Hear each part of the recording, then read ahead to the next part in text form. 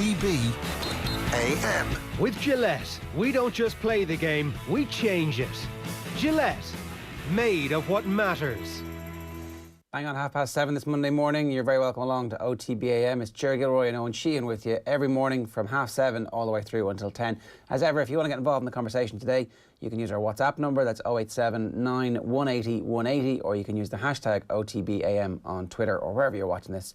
You can leave a YouTube comment either. The best place to get us these days, of course, is the OTB Sports app. Coming up, David Meyler is going to talk football. We'll also get Kenny Cunningham's thoughts, post-match thoughts on Manchester City's loss to Leicester.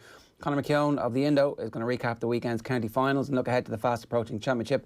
Alan Quinlan looks at Ireland's forward options. Particularly, we might end up talking about Eoin and how brilliant he was for Racing in the Heineken Champions Cup semi-final. We'll also talk deal or no deal, pressure rankings, camogie and much, much more. But first, here's a taste of the OTB Sunday paper review. Gráinne McElwain and Roy O'Connor join Joe Malloy. Have a look. Let's jump straight in. Pages 2 and 3 of the Sunday Independent are fairly unmissable, to be honest. It's part 2 of Paul Kimmage's interview with Gary O'Toole. It's all as part, I suppose, of the scrutiny at the moment on George Gibney on the back of Mark Horgan's and Kieran Cassidy's podcast, Where is George Gibney? This is part 2. Part 1 was last week, obviously. There's a great photo of Gary O'Toole. Looks like out at the 40-foot here. Steve Humphries took the shot. It's impossible to sum all of this up. I reckon the two parts are probably in excess of 13,000 words. To broadly sum things up in today's piece, George Gibney, I think everybody is familiar with at this stage, the former Irish national swim coach in 1993, charged with 27 counts of indecent assault. There was an appeal to the Supreme Court. There was a judicial review granted due to the amount of time that had passed since the offences had taken place. The High Court granted an order prohibiting charges proceeding against Gibney. He took off to Scotland, then the States, where he moved around a lot and resides today. And the question mark remains. George Gibney has not faced these charges in a court of law, and how is that? So Gary O'Toole was at the centre of uncovering the situation initially. He's talking here, you know, with Paul Kimmage in this part, they pick it up. I'll try and sum this up broadly and then you guys come in and give your impressions of the piece. But he's talking about when Chalky White, one of the swimmers, first confided in him. And Gary says to Paul at a certain point, scared of what to do. Was I scared? Yeah, I think society was very different. You weren't ringing Marion Finucane on Liveline talking about abuse or paedophilia, so it was a scary time. Who could I tell? Where could I turn? He says the logical place was the Swimming Association, but the Olympic coach that came in after Gibney was Derry O'Rourke, jailed for 12 years in 1998 for sexually abusing young swimmers. And the person in charge of the Leinster branch was Frank McCann, who was subsequently jailed for life in 96 for the murder of his wife and child. So there was no one trustworthy, he felt. And also, Gary talked about having the Olympics very much in his horizon. So he says, how am I going to make this work while preparing myself for the biggest competition in my career? To be honest, he says, I put it on the back burner. The Olympics come around. At this stage, Gary has parted with George Gibney. Gibney knows that Gary knows, effectively. But George Gibney makes his way onto RTE television for the Olympic Games. And Gary O'Toole says here that Gibney's on TV with Bill O'Hurley. He's lobbing bombs left, right and centre, trying to ensure I don't have the emotional strength or anything else to take what I know any further. So Gibney went after him in RTE, effectively. And Gary says, my mother was in tears listening to some of the stuff he was saying. OK, I didn't swim well, but it was the way he expressed himself. And he adds, actually, the interesting thing is that when Mark Horgan went looking for the archives in RTE, they were gone. There were archives of me as a 9 and 10-year-old, but nothing from RTE. On we go a little further. Post-Olympics, Gary gets himself together, realises he has to address the situation, starts going around to certain people, goes and visits one person who then confides to Gibney that this has happened. And Gibney calls Gary's mother. So Gary arrives back to the house. My mother was still up when we got home. I can't sleep, she said. That man, George Gibney, rang the house tonight. What did he want? Well, it was really strange, she said. Some other man spoke first. That was the victim. And said, you'd called him today and accused George Gibney of being a paedophile. He said he'd driven to Gibney's house and that Gibney was upset and that Gibney was standing beside him and wanted to speak to you. Then Gibney came on and started crying down the phone. Gary says, what did you say to him? I told him to F off and hung up, is one story from this whole thing. And on it progresses. You know, Gary, in his own very clever way, made contact with various victims. He talks about one victim, Burr, where the husband answered the door and said, we've been expecting you for years.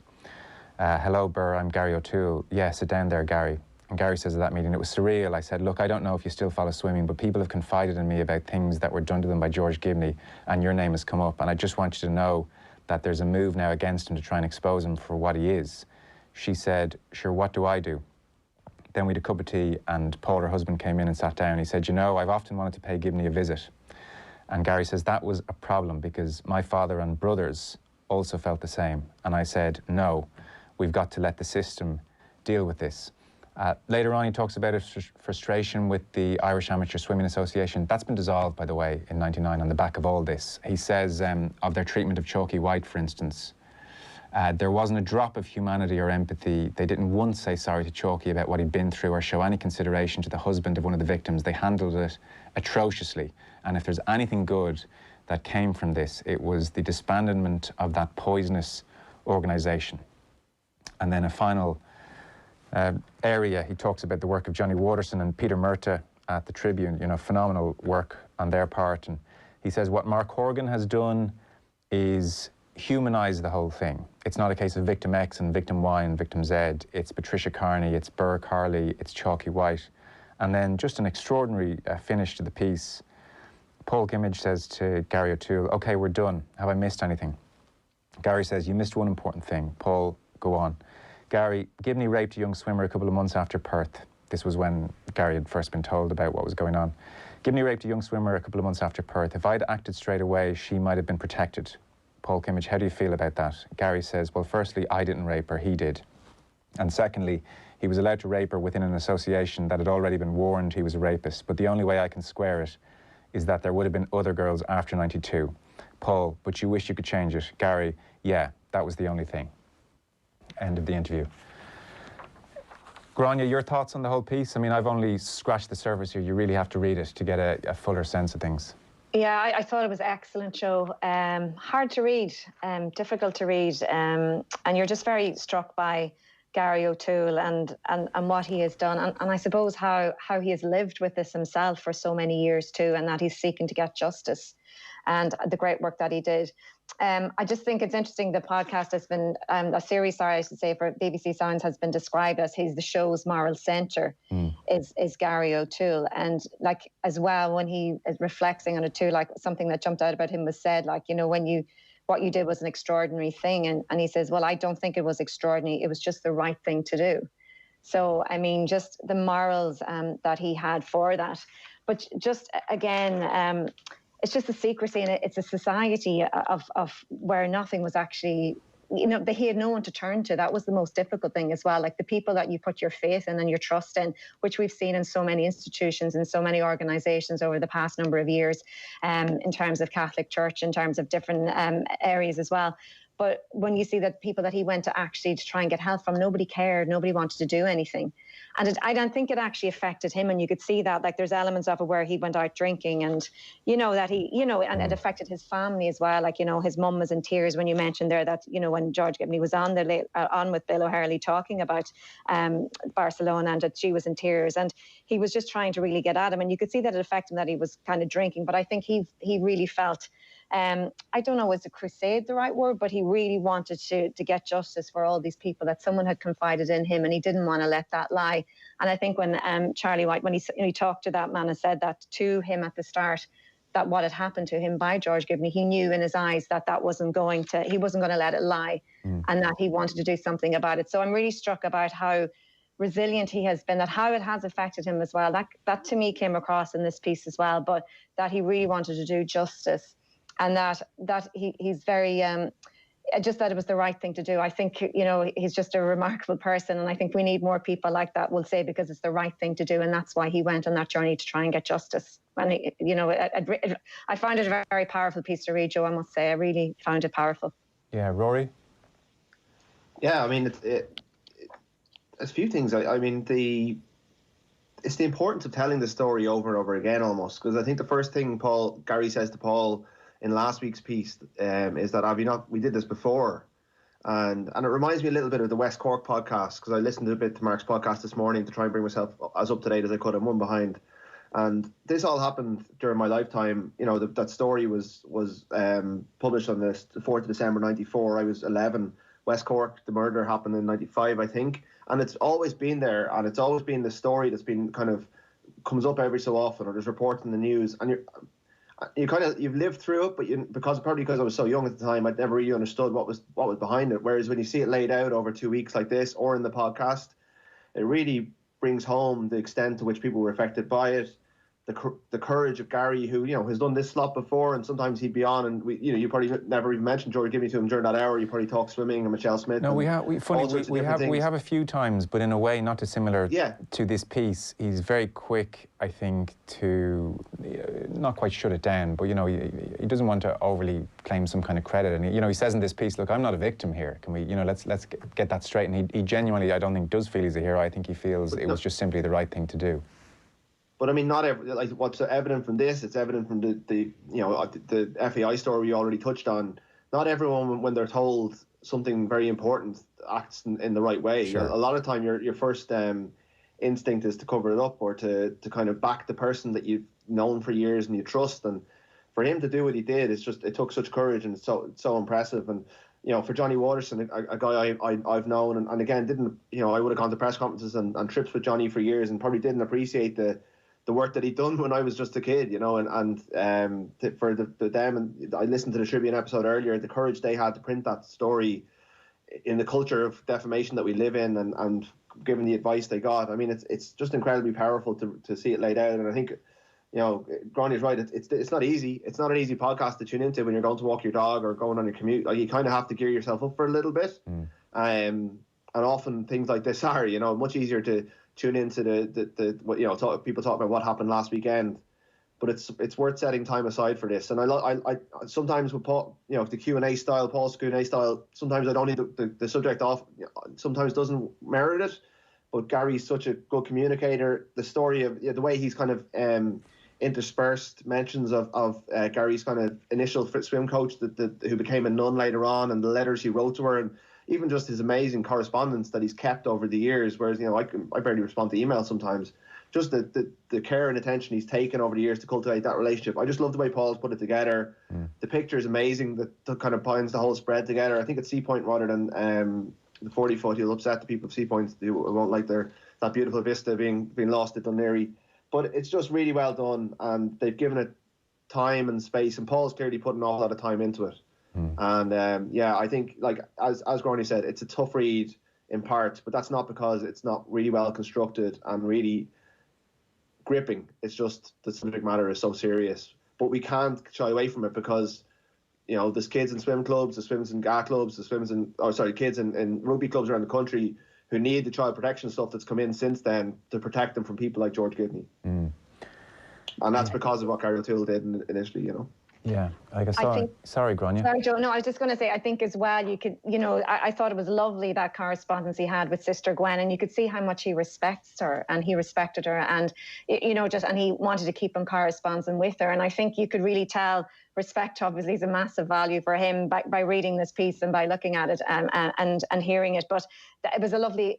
It was not that it was a light antidote, but I just thought it was a lovely way that it was interspersed between the actual interview, because it was difficult to read in parts, and you had that she was somebody from his background and someone that he really respected and was very helpful to him in his swimming career. So I thought that was a lovely part of the story as well. Yeah, she taught him to swim. Yeah, and on your points about the importance of retelling it, it was funny. Like, you can assume everybody's aware of the Gibney case because it does crop up. 2018, Maureen O'Sullivan really took it on, and she wrote to a couple of members of Congress, and they were pointing out that Gibney had been the subject of a new allegation by a 17-year-old Irish swimmer who claimed to have been raped by him in Florida in '91. So it does crop up. But then, funny is, I saw Kelly Harrington tweeting during the week that, she was listening to the podcast and she had kind of unaware of the whole Gibney thing. That's the importance of retelling a story this serious. It is, you see, I think for certain generations, we would remember that, but it is nearly 30 years ago, Sure. So for a lot of people growing up, they haven't heard about it. So I think it's excellent that the story is being told and they were reading about it, and just to realise, I think, what a big role Gary O'Toole. I think for me, he has come out, as Rory was saying, the courage that he has shown. I thought he was excellent in what he has done there, and just bringing this story once more to the fore, and the podcast as well has been very interesting. Yeah. It's going to do very well, I think, globally. It's catching on. I saw it entered the UK charts yesterday in the top 10. So I think gradually the word is spreading, as you always suspected it would. So that's pages 2 and 3 of the Sunday Independent. Gary O'Toole, part 2, what Gary O'Toole did next in conversation with Paul Kimmage. Something totally different. And Rory, I'm conscious of this as well. I know you put through in the WhatsApp group we started this morning that it's very hard to go from this subject matter to almost anything else. You know, it pales by comparison. So we acknowledge that for sure. But let's crack on. Gráinne, you've got a busy couple of months coming up. GAA games coming thick and fast with Sky Sports. The very best of luck with all that. Thank you so much. Darren Daly. Colin O'Rourke's writing about Darren Daly. He is a name that tons of GAA fans will kind of, that rings a bell, that rings a bell, that rings a bell. He's got more All-Irelands than most. That is it. I mean, it's interesting because I think what Colin O'Rourke says is basically you might ask Darren who. And I think the whole idea of culture of Dublin, it's about the team, it's not about the individual. And Bernard Brogan would have a lot of it in his autobiography as well. And the Pat Gilroy and Jim Gavin have been really emphasising that it's actually about the team sport, not the individual. But I thought something that he said was really interesting in Colin O'Rourke's article, which I really enjoyed reading, was that Daly was willing to live in the shadows. And I think with Dublin GAA, it's like, there's not one particular star. That's kind of the mantra that is put out. There's not one particular star that it is. It's a combination of the team. Basically, Darren Daly, he's played for Dublin. He just retired there recently. He's basically his career, as Colin O'Rourke says, was one of quiet anonymity, and he was happy with that. And he espoused the Jim Galvin philosophy. It was about the team, not the individual. Basically, he came in if his pay, athleticism, proper defending was required. Daly was sent in. Basically, he was a proper player. And basically, Colin O'Rourke's point as well is that he's an interesting case study in being a long-term sub, because he says they're a dying breed and probably only exist in successful counties. So that's quite an interesting as well, I thought, because he goes on, Colin O'Rourke, then to mention the article as well, like, Wood subs, for example, that were in Leitrim, Fermanagh, Sligo, Waterford, Wicklow or Limerick or 20 other counties that he could name, be happy with the role that Darren Daly played. And he says successful teams value their subs highly and they reap the rewards for that. So he just talks about that. So it's just interesting in that respect as well, and that the massive contribution that players like Darren Daly make to training squads to make sure that it's successful. And as well as that, I suppose, you could see that in the players that played with him, like Johnny Cooper on Twitter came out, just to kind of talk about how great a player that he was. But it was interesting then, I suppose, Colin O'Rourke had an experience on the other side of it as well, for being a player on the subs bench when he was injured and playing with me. So there was about 10 subs there. And he just said eventually they decided to take one off. And this, was, I'm just trying to think where the match was. Yeah, I think the people had played a league game against Limerick in the Gaelic grounds, Colin said. So they decided to take someone off, but the move was delayed. And one of the selectors took a long, hard look into the dugout and shouted loudly up to the line to his fellow selectors, "There's no point in taking them off. We have nobody to put on." Oh. So he said it was so funny at the time that most of us laughed, but those same subs did not stick around for too long after that insult. Kidding. No kidding, exactly. So it's just interesting in that, I suppose, Darren Daly, he had such a successful role with Dublin that he has won so many All-Irelands. I think it's 7 All-Irelands that he has won. So if, for example, he had played for Limerick or for Fermanagh, Sligo, would he have been happy with the role that he had there on the bench and coming into the super sub? So it was an interesting article, and I enjoyed it. Yeah, so it's an interesting question that he posed. I think he's right. Like, I would agree with him.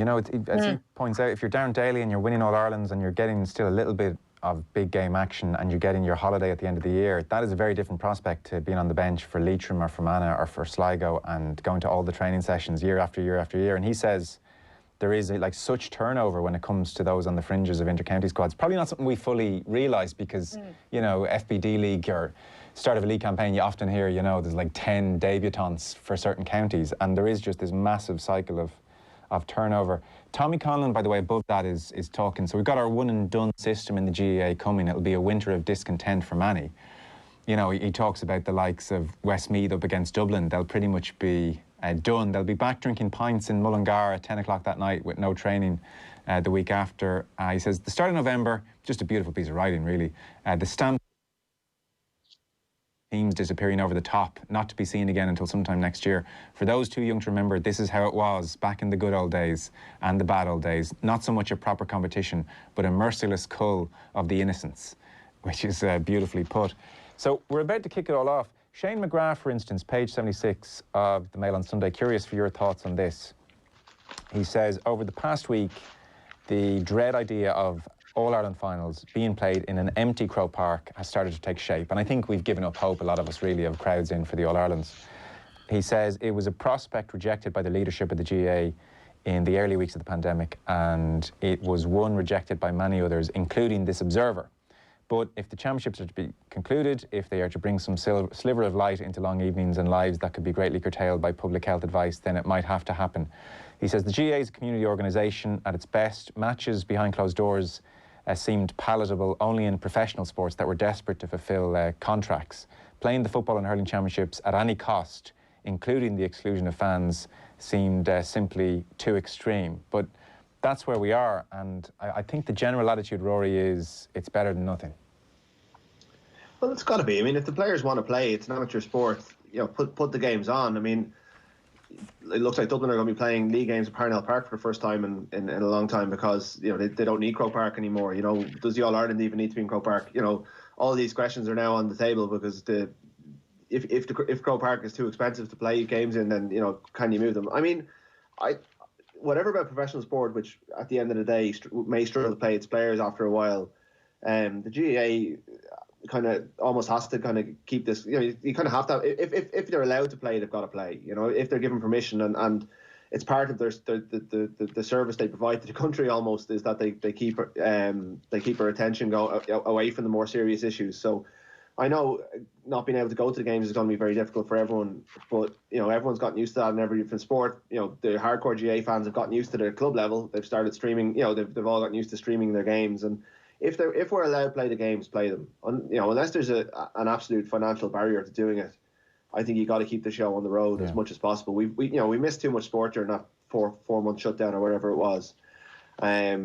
Long term, obviously, we need crowds back in stadiums at some stage, and if we don't, it's quite clear across the number of pieces in the papers today, the government will have to step in, and sport will have to join the queue with all the other businesses that are struggling. But you know, it was interesting actually. Colin Kavanagh in his interview with Michael Foley did say that not having crowds was one of the reasons he's stepping away. That he found it very difficult. But other players seem to be getting on with it just fine, and you know, I don't think it's going to cheapen it in any way this year if you win it. This season, I don't think it's going to be a lesser All Ireland. Indeed, there's more jeopardy. It's there's no second chances for anyone, so it makes it almost all the more interesting. Yeah, Pat Spillane was writing as well, Rory. Yeah, it's a similar point. It's just, I mean, he was more talking about the financial hole that everyone's in, and how the GAA will probably need its bailout a bit more than everyone else, because they can't go to FIFA or World Rugby in search of a bailout. But just that sport is screwed without fans. You know, I mean, at the end of the day, fans, I've never known their importance more than what they have at the moment. The people who pay €80 or €90 to go see Ireland, you know, if they felt ignored over the years, they should really start thinking about their wish list of things they want from games and stuff, because their importance has never been so clear.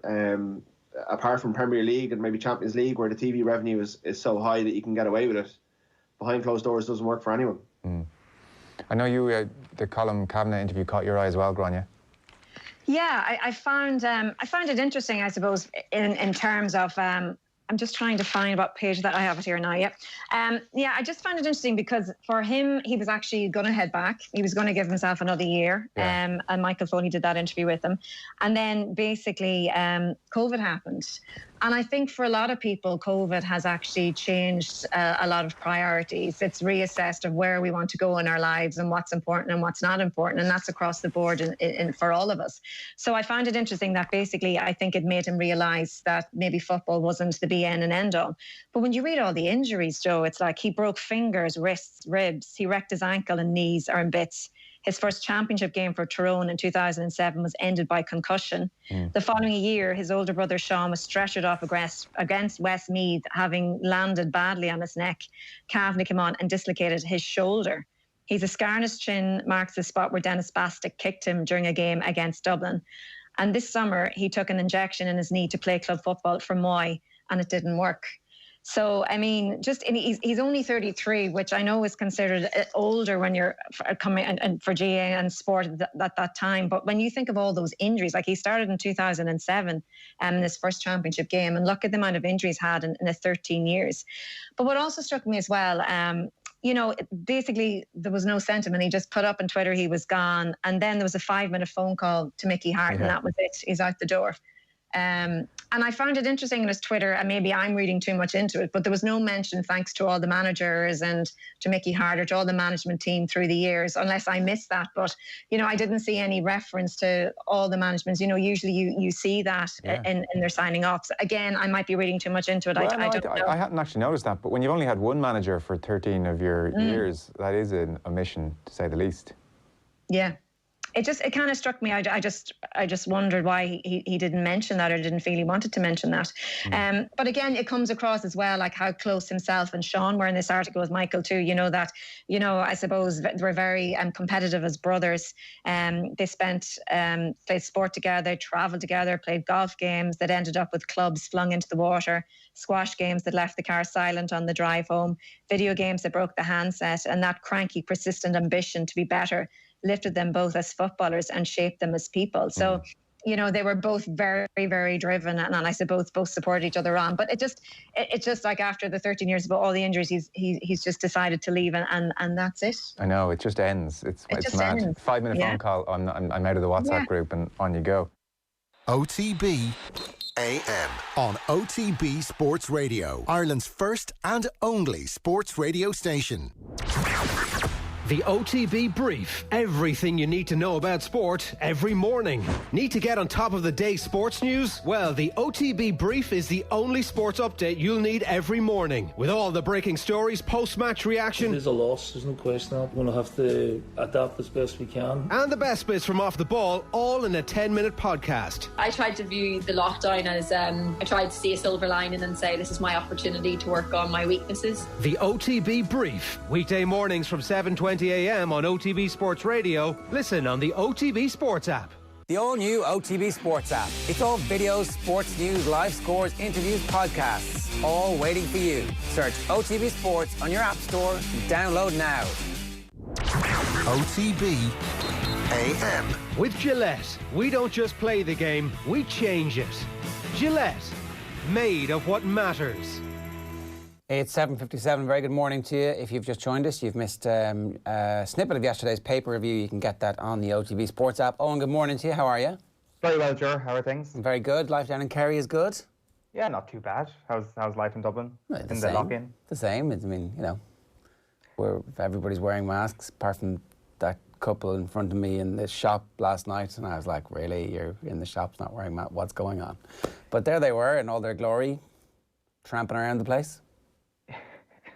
Is lock-in Dublin the same as lockdown Dublin? Fairly similar, except there's more stuff open now than there was in March. Not that much more, but there's some. And the weather's been good for a few days, so we take what we can get in these times. Yeah, you're painting a picture here that I don't really miss, to be quite honest with you. But I'll be back there soon, and when you open your gates to the Great Unwashed once again, I'll be the first inside. We're going to talk about the tribal warfare in Kerry. Was it East Kerry versus Mid Kerry or East Kerry versus West Kerry? East Kerry versus Mid Kerry, yeah, right. On Saturday night. And it turns out that the balance of power is now slightly imbalanced to the point where they're talking about splitting East Kerry. There was definitely a story that's been doing the rounds over the last little while about the fact that they need to look at the way the divisional sides are, I guess, given to divisions over the next little while, because East Kerry have just got too strong. They've won back-to-back county championships, and they're getting an additional club, or may get an additional club next year due to relegation and the relegation of Kilcummin. So the county championship, whenever a divisional side wins it, is tinted with this sort of caveat of, sure, you're not an actual club side. And I can see why that happens. It's a double-edged sword. Of course, if an individual club wins a county championship, it probably means a little bit more to the fabric of that club, that these sort of hybrid sides are great and all, and they're great for giving people opportunities, but clubs winning, they'll probably always claim that it means more for one team to do it themselves. And so that's your East Kerry, right? I am. And yeah. so if they split East Kerry, what would that mean to you?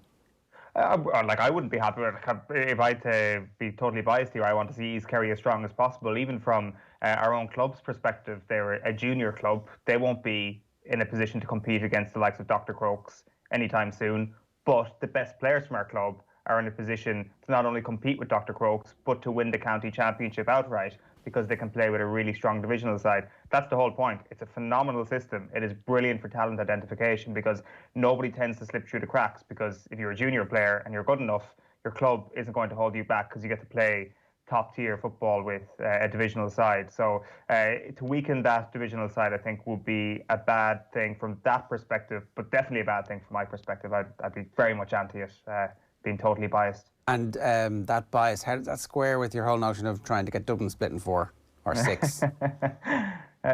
Perfectly. I mean, it's an example that even this East Kerry team, if Kerry were split into multiple parts, could I see this particular East Kerry team going on and challenging for a title, with the exception of Dublin? Yes, I could. So hang on, just explain that. You're saying East Kerry are the second best team in the country, nationally, at county level?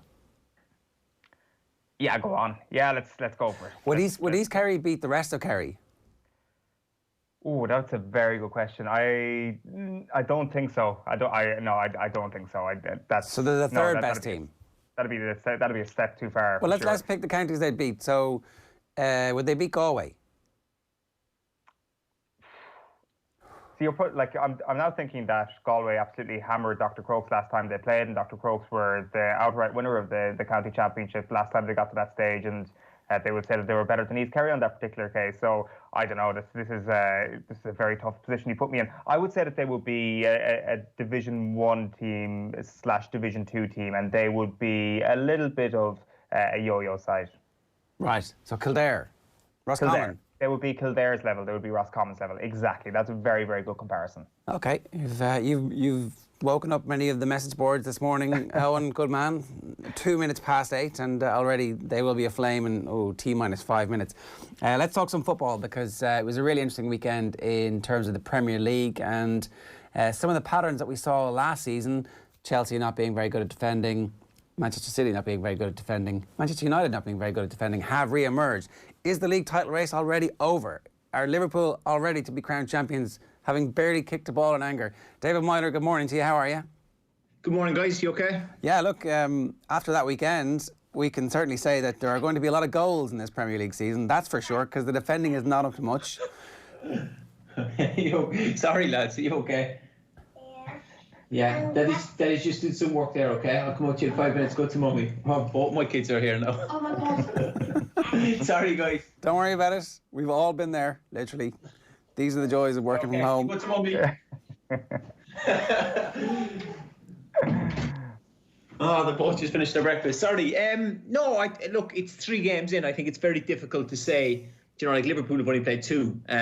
We don't even know how the performance will go against Arsenal this evening. It's a case of, look, there are question marks. Chelsea, how long is it going to take the new players to settle? Also, then, if you look at Man City, to concede 5 goals in the manner in which they did is not good. By all accounts, that signing of Ruben Diaz is done. Otamendi has gone to Benfica. So, look, they need to solidify themselves at the back, because for Man City to ship 5 goals. Like when I watched the game yesterday, they've almost turned into a possession-based team. They're just knocking the ball around now willy-nilly, but there's no.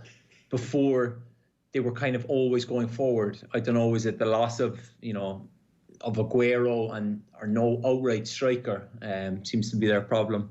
But I think it's too early to say that Liverpool are going to run away with it. There's still.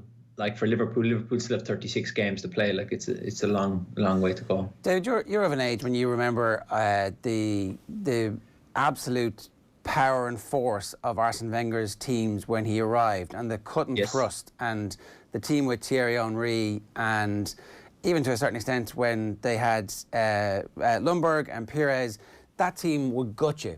Eventually, his teams became possession-based teams where, unless they were walking the ball into the back of the net, they weren't going to score in big games against reasonable teams or any team who actually understood how to defend properly. Is that what's happened to City? Is Pep Guardiola the new Arsene Wenger? I think with all due respect, like to Arsene Wenger, I don't think Pep Guardiola is turning into Arsene Wenger.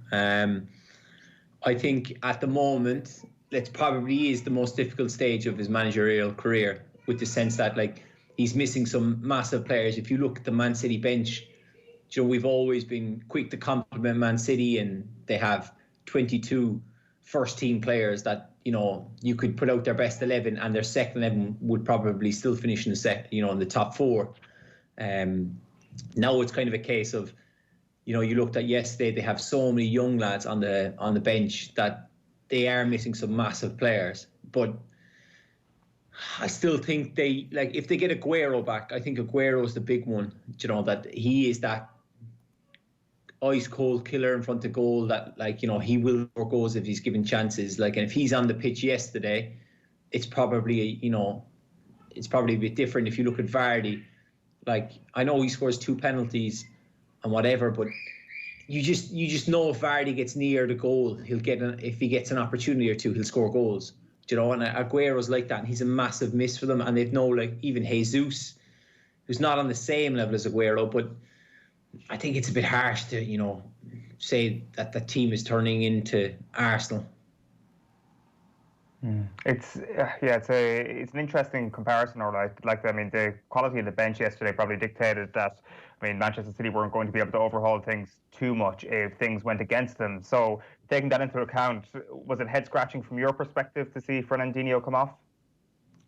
Yeah, look, I know they've got a busy period, and I know I've seen a lot. Like, there's been not a lot. There's been a few players who complain, but from all the players I know and the players I speak to, they prefer to play games rather than train. Do you know, they like, because if you play on a Saturday and if you're playing on a Tuesday or Wednesday, like, you don't train on a Sunday, you'll have a recovery day. The Monday will be still like a second day recovery or late session, and then you're kind of getting into a game. So that's what you want. You want to be playing games. You know, I wouldn't look too much into it. I guess from a purely competitive standpoint, like, I guess trying to put your stamp on the game yesterday, and for any game, is there a way that Manchester City can do that when you want to rest Fernandinho? Because I think if we didn't already have that information at our disposal, we probably have it now, that if you are relying on a Manchester City midfield without Fernandinho, there is a lack of control. There is a huge weakness there, particularly on the counter-attack. Yeah, definitely. I don't think Rodri reads the danger as quick as Fernandinho. And I think, you know, Fernandinho is a lot more cuter and clever, that, you know, he knows when to foul someone, when not to foul someone. That's why we've seen him get so many, you know, red cards over the years, you know, because he plays the position really well. And you could see yesterday, once, you know, he went off the pitch, like, Rodri is a fantastic footballer. Like, he gets on the game, he dictates the play, but, you know, you just seen yesterday, once Leicester kind of, you know, broke out and were counter-attacking almost, like, Rodri looked a bit lost at times, you know, and for a player of his ability, and then, you know, to kind of like base the midfield, he's not tactically aware enough, in my opinion, that he can stop these counter-attacks. I think Fernandinho is much better at it, and you can see how pivotal he is to that team and the position he plays. Even when he plays, you know, when he played centre-half, Fernandinho, like, he does an incredible job, because, you know, he's so defensive minded, but he reads the game so well. And I think that's a big thing that Man City need to, you know, he should never have taken him off. But it's easy to say that now. If they'd gone on and won the game, then, you know, we'd be sitting here thinking, oh, well, he was right to take Fernandinho off. So it's very easy to say that, look, but yeah. But I'll put it this way, David. If you're a Leicester City player yesterday and it's 1-1, and you see Fernandinho getting taken off, what are you thinking? No, look, Fernandinho is that fella who's going to be flying into tackles, kicking fellas, pulling your ears, everything. He's just one of those types of players, you know, that he does everything to put you off your game. I think, look, if Fernandinho goes off, depending on who they bring on, in the sense, like, you know, you're just thinking, I'm happy as a midfielder, because Rodri is he's nice on the eye, whereas Fernandinho is, you know, he's a scrapper. He's a throwback, and that he wants to embrace in the fight with you. Do you know what I mean? So with Rodri, if you can get on, like I think it's more easier to get on top of him in a sense of a midfield battle than it would be Fernandinho, because Fernandinho will mix it. Does signing a centre-back fix this, though? Is this not actually a midfield issue and a philosophical issue with Guardiola, where he's trying to control the game by having control of the ball? Fair enough, I completely understand the merits of that, but you're up now against really brilliant attacking teams who can very quickly change the course of a game with 2 or 3 counter-attacks. No, I don't think a centre-half fixes the problem. Like they've got, like if you look at it, I know Laporte's out, yeah, but they've got like John Stones, Nathan Aki, the young boy Eric Garcia, and now they're signing this, Ruben Diaz, obviously Otamendi's gone, but is it not a case of, you're papering over cracks? I think that, like, to concede penalties in the manner which they did, like 3, is just all sloppy defending, especially the first one. Probably if you were to ring Kyle Walker and ask him, he'd probably say, I don't see him till late. And any striker knows he's just going to go down. And I don't think, buying more centre-halves is going to... Like John Stones and Nathan Aki did well during the week, and then John Stones is out of the squad and he brings the young boy Eric Garcia in. Like there's no doubting that he'll go on to have a very good career. But signing, Ruben Diaz, it's not going to solve all their problems. They just... With Guardiola, he's always had a good base and a structure. If you look at his teams, that he's never chopped and changed too much. It's just, he needs to get them solid in the sense of, if he has to play the 2 holding midfielders, just to, and deploy Fernandinho to stay in front of the back 4, because any team that watched that game yesterday will know that if Man City have the ball in the final third and they're knocking it about, they will be, short at the back and a counter-attack is on. And, Leicester have Vardy, who's probably one of the best on the counter-attack. Do you have any concerns for Liverpool tonight without Alisson, and if that injury is anything more significant going forward? Well, Adrian's a good deputy. I think he's one of the better number 2s. Of course, Alisson is arguably one of the best goalkeepers in the world. Depending on who you support, you'll either agree with me or disagree with me. I would say he's probably the best goalkeeper in the world. So it's always hard to replace someone of that caliber. But at the same time, Adrian is a good, number 2. He's well experienced in the Premier League. I think he's kind of regained form that he had, past West Ham and that. But he will be a miss. It's just down to the players to, not overthink it, and just, get on with their game, and don't try and think too much that we don't have Alisson there. You know what I mean? If that makes sense. It's hard though when somebody is that good, and has had such a big impact in the club. And I guess last season, their form, obviously last season was pretty amazing. They romped home the league title. But their form when he was missing, there was just a sense that opposition teams believed that they were in the game in a way that sometimes some teams would roll into Anfield and the game is over before a ball is kicked. But when Alisson's not in the team, you're like, oh, actually, you know what? Maybe this isn't the invincible Liverpool team. It's very easy. Like, of course, if you're missing Alisson, then, but at the same time, it's not like a situation where, a Chelsea where the keepers are all over the place at the moment, or they're shipping goals for fun. I think Liverpool, certainly at home, would be a lot better. If you were away, if, Liverpool were playing away all the time, then, and Adrian is playing a goal instead of Alisson, then teams might, say like, oh, let's test him early, let's put the balls in on him, see how he feels. It's like anyone, if you're missing one of your best players, then, of course, teams are going to, try and play on that. But at the same time, I can't sit here and just say like, oh, Adrian's awful. Yeah, we're going to, today's our day. Like, you've still got like Trent, Gomez, Van Dijk and Robertson to get past, to get near him. So, that is not bad. Top. Yeah, it's a top class back 4. So at the same time, yes, they would prefer Alisson, but I know they'll be, very happy and very, feel very safe with Adrian in goal. How much pressure is Frank Lampard under? He's got to be under pressure. I think last year with the transfer ban, he almost got a pass in a way that, he brought through the young players, You know, we saw Tammy Abraham, Mason Mount, Fikayo Tomori, Reece James all break into the first team. Now he goes this summer and spends, I believe it's just over 200 million on Kai Havertz, Werner, brings in Thiago Silva, Ziyech. There's going to be pressure to try and, you know, bridge that gap to compete with Liverpool and Man City. And at the moment, like, how long is it going to take those new players to settle in? You look at Kai Havertz, he was an exceptional player.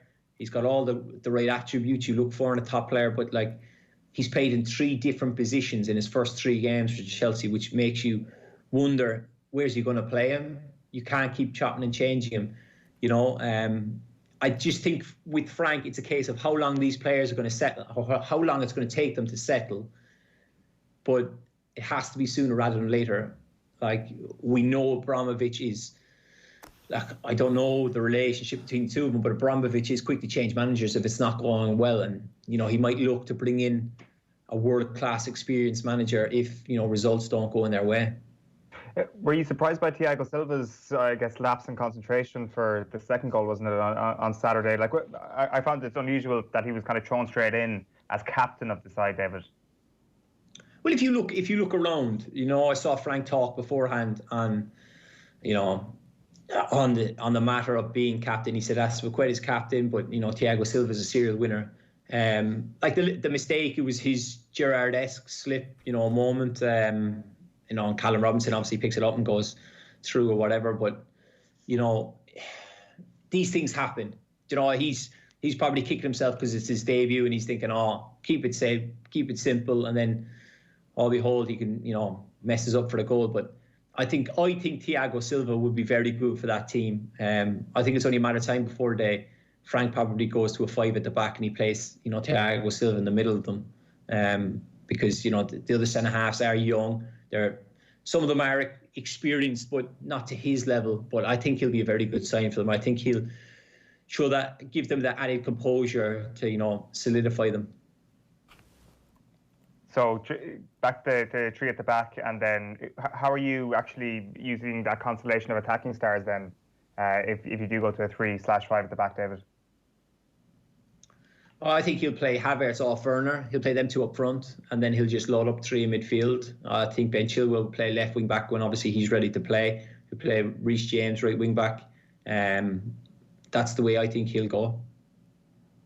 I just wanted to ask you as well, just on the topic of captaincy, because there was some interesting stuff from Carlo Ancelotti in the aftermath of the Everton game at the weekend as well, talking about Seamus Coleman, saying, I've had a lot of captains in my career, but how Seamus expresses his love for the shirt is really top. He is a great captain, honestly. I don't want to forget anyone, but he is up there with a captain with Maldini, John Terry and Sergio Ramos. Incredible praise from Ancelotti. Oh, don't worry, yeah. I was straight on the phone to Seamus after, once I seen those. I said, you're in good company there with Ramos, Terry and Maldini. I said, albeit I put Maldini on top because he's one of my favourites. No, look, Seamus, what you see with Seamus is what you get. Like, you know, obviously we saw when Kieran Gibbs elbowed, you know, James Rodriguez, and then, you know, obviously with the no fans, you can hear all the commentary and you see Seamus like, and, you know, Gibbs saying, I'll do it again, and then Seamus is over. That's the kind of fella he is, though.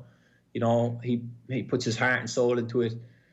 The best way to probably describe him is he has a GAA mentality, in the sense, like, it's the love of the parish. It's like he's playing for his, you know, like local side in Donegal. That's how he treats Everton. He loves the club. He's been there, he's 32 this year. So he's probably been there 13 years. He loves the club. You know, he's like, what kind of praise is that, like, you know, to be compared to such iconic figures in the game? It just shows you that, you know, the work he does. Like, I know from speaking to other young lads, that he's always around the place. He's doing so much work on the pitch, on the training pitch, and also off the pitch, where, you know, he's pulling everyone together. And, you know, Everton do look like they're going places. You know, they've been very good, and, you know, the opening 3 games, yes, it's 3 games, but I wouldn't be surprised if they were, you know, pushing for that top 4 coming to the end of the season. Is he back Coleman back in the Ireland team at the moment on this form? I think he is, yeah. Look, I was on with you guys before And I said I fancy James to start over Matt. Then obviously Stephen has decided to go with Matt. I think Matt is better going forward than James, but James is better defending. And I think, James has regained form going forward. He's got a couple of assists already. And then if you look on the flip side, that Spurs aren't doing incredibly well. So a case is, I think the ball is in Seamus Coleman's court, but of course, I don't pick the team. I think Seamus should start. He's also, I think there was a lot of talk. I think it was Kenny Cunningham was saying about if Seamus Coleman was playing right back, he would help Duffy out. I think there is that added respect from Duffy towards Coleman, that he would listen to him, and I think that with Seamus on the pitch as captain would make a huge difference. Yeah, 100%. David, great to have you with us this morning. Thanks a million. Cheers. Cheers, guys. Thank you. David Meyler giving us some thoughts there after the weekend's Premier League action, some of which unfolded live, of course, on Off the Ball. Kenny Cunningham was on co-com duty for the Chelsea game yesterday. Man United. Sorry, I'm going to start that again. It was Man City Leicester was the game that they were doing, alongside Dave McIntyre, and we're going to talk with Phil a little bit later on, so if you've got questions or comments about that, 0879 180 180. We'll come back to some of the big stories, including Manchester United's after the game was over winner. Haven't seen that happen too often in football. Certainly a new stretchy definition of Fergie time. But anyway, here's Kenny Cunningham talking with Dave after Man City getting absolutely annihilated by Leicester. Here's his take on Pep's side after their first two league games. Huge expectation on this Manchester City team going into the season to close that gap at Liverpool, not just close the gap, to actually get above them and wrestle back that title. But on the evidence of today, and particularly that second half performance, it's just not going to happen. Huge disappointment. That second 45 minutes of the game, every aspect of the game almost fell apart. So big question marks, rightly so, asked of the manager after that performance today. Some people automatically point to the weaknesses at centre half. Laporte wasn't in the team. He started with Eric Garcia and Nathan Aki. But I would imagine you feel it's a far bigger picture he needs to look at than just who's playing in the two central defensive positions. Yeah, I think Guardiola's kidding himself if he thinks Diaz, potentially Laporte, the centre of that Manchester City defence is going to solve all the problems. It isn't. It's bigger than that. Rodrigo in centre midfield, still big question marks over his contribution to the team. He was brought in as Ferrandino's replacement. He can't hold the torch to Ferrandino in terms of his defensive responsibilities, so he needs to step up. And I think the overall mentality, the actual organisation of the team from a defensive point of view, out of possession, needs to get better. They really laboured in that second half. No cohesion to their play when they're going to close people down. They got isolated all over the pitch. They got played around, very dysfunctional. So that's a massive worry. They need to get on the training pitch and probably commit more time to their defensive organisation rather than their attacking play. So what does he need to do? Because this is not a new story. So would you be worried that he's incapable of actually getting them to where they need to be? I would be right, yeah, considering the amount of personnel have come in and that sense of money that's been spent. You'd have to question manager's judgment in terms of the calibre player that he's brought in. I'll reserve judgment on Diaz, but like I said, I think for me the problems are more deep-rooted than that. When Guardiola first came to the football club, those first couple of seasons, they were breathtaking. I'm not talking about their attacking play, I'm talking about how they closed down opposition teams. They were hungry, they were manic, they were high energy. They pressed teams all over the pitch. They suffocated other teams with kind of great mentality, great kind of ethos amongst the players. Worked just as hard out of possession as they did in possession, Dave. And I haven't probably seen that for a calendar year now. Those intensity levels haven't been there. And let's just give a word to Leicester City, because it's an incredible start to the season. Oh, absolutely. And this wasn't a full-strength Leicester City team. That's what we have to remember. Maddison not fully fit, came off the bench. Pereira, I'd mention as well. And Ndidi, the kind of fulcrum in that central midfield area, could do a lot worse and put a £50 million bid in for him before the end of the transfer window. That's what they need. So like I said, this Leicester team is going to get better and better. They played with real confidence in that second half, real belief. Yeah, as soon as they got an inkling that Manchester City were there for the taking, they were good enough to go and do it. They've real confidence in each other, and I think they understand how good they are and how good they can be. Kenny, conversation yesterday with Dave McIntyre in the aftermath of that game. Right, let's turn our attention to Gaelic games. Conor McKeon is with us this morning to look back at some of the county final action over the course of the weekend and obviously cast an eye forward to what we hope is the return of the championship. Conor, good morning. See how you getting on? Good, yeah, good. Maybe we'll start with Ballymun's dominant performance against Ballybowden. I thought that in the build-up to this game, people were kind of expecting it to maybe be close with one team coming out, as in Ballymun, but not the absolute hammering that they handed out. What happened here? I don't know, like that would have been the general the general thinking going into the final. Like Ballybowden weren't just Dublin champions; they were Leinster champions as well. And you know, this was a Dublin championship where there were 3 teams from early on, from the group stages, that showed sort of serious scoring form: Ballymun, Ballybowden, and Kilmacud Crokes. And you sort of had a feeling that they'd all be in the mix. And the fact that with Ballymun and Ballybowden in the final was no surprise to anybody. I think there's a bit of the Ballybowden performance, I think, was probably taken away by the fact that, you know, I don't think Collie Basquel was fit. I don't think Michael Darragh-McCauley was 100%. I don't think Aaron Waters was probably fit. And their goalkeeper, Darragh Gogan, was suspended as well. But, like, I mean, to be honest with you, like, I think all the planets just aligned yesterday for Ballymun. Like, that theory that's been doing the rounds about them for the last few years, that they've paid the price for having so many players in the Dublin panel. And, you know, when they come back to the Ballymun squad after the All-Ireland series is over, they're kind of tired and injured and unfamiliar with the rest of the team and how they're supposed to play. I think that basically just checked out this year. You know, we got to see what Ballymun would be like with full preparation and full access to their Dublin players. And sort of, you know, yesterday and over the course of the championship, they sort of demonstrated that that's sort of quite a prospect that they have. It turns out that's pretty good. yeah, it's bang on. Because even if you go through it, okay, like they blitzed the group. In the quarter-final, they played Nafina, who knocked them out last year, and like beat them well last year on a night when sort of everything went wrong. All the Dublin players looked like they were sort of, you know, running backwards nearly, like they were so tired. And, you know, they beat Nafina after being 5 points down at half-time. And then in the semi-final, they beat Crokes, who were champions 2 years ago. And here they got, you know, to my memory, the best performance of a team in the Dublin senior football final for 15 years anyway. You know, it just all came together for them yesterday. And like the other issue that Ballymun have had over the years was, you know, sometimes in big games they might lose their discipline. And, you know, sometimes that doesn't mean kind of getting sent off, but it means losing your tactical discipline. You know, when the pressure came on, they kind of went away from the thing that served them so well. But everything about the performance was yesterday was brilliant. Like they were just absolutely relentless. It was, you know, it wasn't on paper. It should have been a great weekend for TV GAA, because we had the Kerry senior football final, a Kilkenny senior hurling final, and a Dublin senior football final. But actually, I think the Cavan game was the pick of the games in terms of competitiveness, because this was another one of those county finals that just one team got on top and absolutely kind of hammered home their advantage to the final whistle. And, you know, after, I think Ballybowden had gone 40 minutes without scoring and they were well and truly beaten, and it was one of those hits that John Small put on Conall Keeney, and you just looked like, you know, the game was over at that stage and you just knew that Ballymun weren't going to let up. And you know, they just won nearly every battle. You know, they were really brilliant yesterday, and it's been a long time coming. It's 8 years since they last won a Dublin title, and they definitely should have collected one or two more along the way. But, you know, I think yesterday definitely put that theory to bed. You know, when they do have all their Dublin players around, they're a different proposition entirely.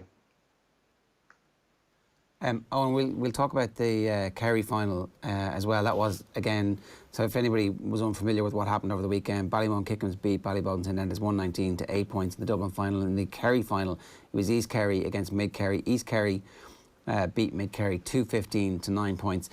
The thing we should say in all these, Dean Rock was on fire, scored 1-8. What did Clifford score, apart from scoring a wonder goal? Clifford scored. You're putting me on the spot here. Sorry. I'll get it here in a sec. Was it 1-4? I think 1-4. 1-4. Right. Yeah, and obviously the one part of that was just ridiculous, to be honest. I mean, they made the decision to not give the game to RTE and stream it instead, and I think was it more expensive? I think maybe a game was a $5 during the rest of the championship, and then it would have cost you a $10 to watch Saturday, and I think everybody just paid for Clifford alone, and like, I mean, that paid off handsomely, that decision with that goal. I think more people are going to end up seeing that goal anyway because of the amount of people, including myself, who would have filmed it and put it up online anyway. But it was just like a ridiculous effort. Technically, that's pirating that you've just admitted to, Eoin. But anyway, keep going. It's just, like, I don't know. It's kind of hard to think where this sort of is in terms of like final moments, and I guess, moments of audacity in a final, to actually have the cheek to do that when you've got somebody like Peter Crowley, of all people, bearing down on him. And that's the one thing that's kind of been, I think, overlooked a little bit in all of this. That you've got a few people on Twitter saying, yeah, but where was the marking and all that sort of stuff? It's kind of like you can criticise the marking, but it's like Peter Crowley was the guy marking him. I mean, there aren't too many more experienced defenders in Kerry at the moment, and particularly at club level, he's as good as you're likely to get anywhere in the country. So I think that probably almost puts the cherry on it a little bit. Can I, before we talk about the relative strengths of the teams that we're seeing at the moment, Conor, one of the overarching GAA conversations at the moment is the way that we're hurtling towards a split season. If we do hurtle towards a split season, how long would there be for Interprovincial and All-Ireland club championships to take place? So does everything have to get pushed back? This year, obviously, there's no Interprovincial, and we can talk about that in a minute as well. But so you'd have to have your county finals done, and then you'd still need another 7 or 8 weeks to roll off the Interprovincials in the All-Ireland, or does it get telescoped much quicker? Yeah, I think they'll probably end up rattling through it much quicker because you'll have certainty now. You'll have certainty of start dates, which is the big issue with provincial championships over the years. Like a couple of years ago, they took a move to get away from replays in club championships. So, that obviously takes a few weekends off. So, no, I think it'll be quite neat and it'll be quite condensed. You might have a situation where All-Ireland club finals are going to be played in the first week of December, the second week of December. But, like let's face it, the first week in December, the second week of December can be preferable weather conditions to St. Patrick's Day, frequently because of sort of the way this climate is. So, no, I don't think that would be a big issue. And just on that point, like I saw a couple of people, I think Tim Crow, the manager of 6 Mile Bridge, brought it up yesterday. And I know Willie Marr, the Coola manager, brought it up last week. But I think there is a bit of a groundswell at the moment amongst clubs who have obviously won their county championship to see can they get this staged, because at the moment this year's provincial championships and the All-Ireland series, even if it has to be done, well, it does have to be done early next year, because we haven't seen anything from Croke Park yet with regards to what the 2021 season is going to look like. We know it's going to be condensed in some form or other, but it would look as though it's certainly not going to start as early in the new year, the inter-county part of that, as we have done in the past few years, to give everybody a break after this championship that's about to start. So I just wonder whether, if there's enough of a groundswell of opinion, considering you're dealing with a limited number of clubs, you're basically dealing with a football champion and a hurling champion in each county, whether that could possibly go ahead. Because I think you could probably get it played off in 6 weeks, and if teams are willing to go back, club teams who haven't played in a couple of months, if they're willing to go back early in the new year, like the Ballybowden Kilcoo, the All-Ireland football semi-finals of this year, I think were played on the 3rd or 4th of January. So, I think if teams are willing to go back at that stage, and we're in a situation where, counties aren't sort of in a lockdown, I don't think it's beyond the realms of possibility that Croke Park might accede to such a request. So they would revisit that and maybe reopen the whole notion of an interprovincial. So, I mean, that's something for clubs to bear in mind a little bit over the next few weeks? Yeah, I think, I just know from being at county finals, in the last couple of weeks, there has been a small, I think it's a credit to the players that the standard of the play has been so high, regardless of the atmosphere in which the games are being played, that's definitely noticeable, that once the ball gets thrown in, the crowd doesn't actually seem to be a factor. But there's definitely a massive come down after the final whistle, after that initial period of euphoria. There's no supporters to kind of sustain the celebrations. And then you can see with clubs, there's a lot of big ambitious clubs are winning county titles this year. Teams like Ballymun, Coola, Napirsig, 6 Mile Bridge were in the, teams that are multiple champions now at this stage. And, a lot of those clubs would have looked further down the tracks beyond just winning their county. I think a lot of them would have had ambitions to win their province and go on and win All-Ireland. So I just think if enough of them get together and we have this period early in the new year where there's no county games, I don't see a good reason not to do it, I suppose. Conor, just to go back to the Dublin final, one of the concerns maybe some people had over the fact that you couldn't go back training with your county team before whatever date it was in September was that the level of training you might get might be a level below what you'd be getting at intercounty level. From what we've seen from the Dublin clubs over the last little while, are they operating off a very high level in comparison to clubs in different parts of the country? Well, I think if you were to do, like, if there was some way to rank the football teams in Ireland, the football clubs in Ireland, I definitely think 3 of the top 10 would be from Dublin. So, you have a very high standard there. But what drove that up in the past, it's kind of funny, what drove that up in the past was the fact that you would have players from outside of Dublin playing with the big Dublin clubs. And so, to get onto your county team or to get onto your senior club team, you'd have to be training to a very high standard. But, there was a guy, James Burke, who's actually a member of James Horan's Mayo management team, who was on the bench yesterday for Ballybowden. But he was the only player not from Dublin. So, a lot of the big Dublin clubs now are kind of very, very homegrown. And we saw Corofin losing yesterday, but I think, if you were doing a top 10 clubs in club football team in Ireland at the moment, I definitely think 3 of them would be from Dublin anyway. I think Kimberley, Crokes, Ballymun and Ballybowden would be there. So there's just a very, very high standard. I think it's one of those sort of rising tide lifts all boats. Dublin underage teams are strong at the moment. Dublin senior team is strong at the moment.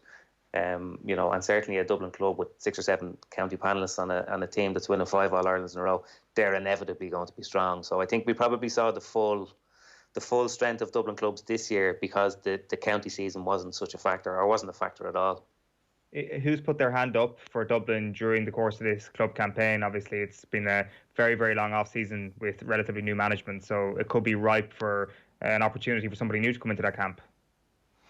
Yeah, it's funny. I'm not sure that there will be on this year, right, just because of the circumstances. It's not that there aren't players that are showing form. There are, but I think because Dessie Farrell was so late into his appointment, and because he had such limited exposure to the squad before they were all told to break up, and because he has such a limited lead-in time now to the championship, if you have a squad of players like he does that are tried and tested and proven, and because of the system whereby, you have to probably, cards on the table here, we all expect Dublin to win Leinster. So, there's 2 big games for him to win in All-Ireland. I think his tendency for this year will be to go back to the tried and trusted.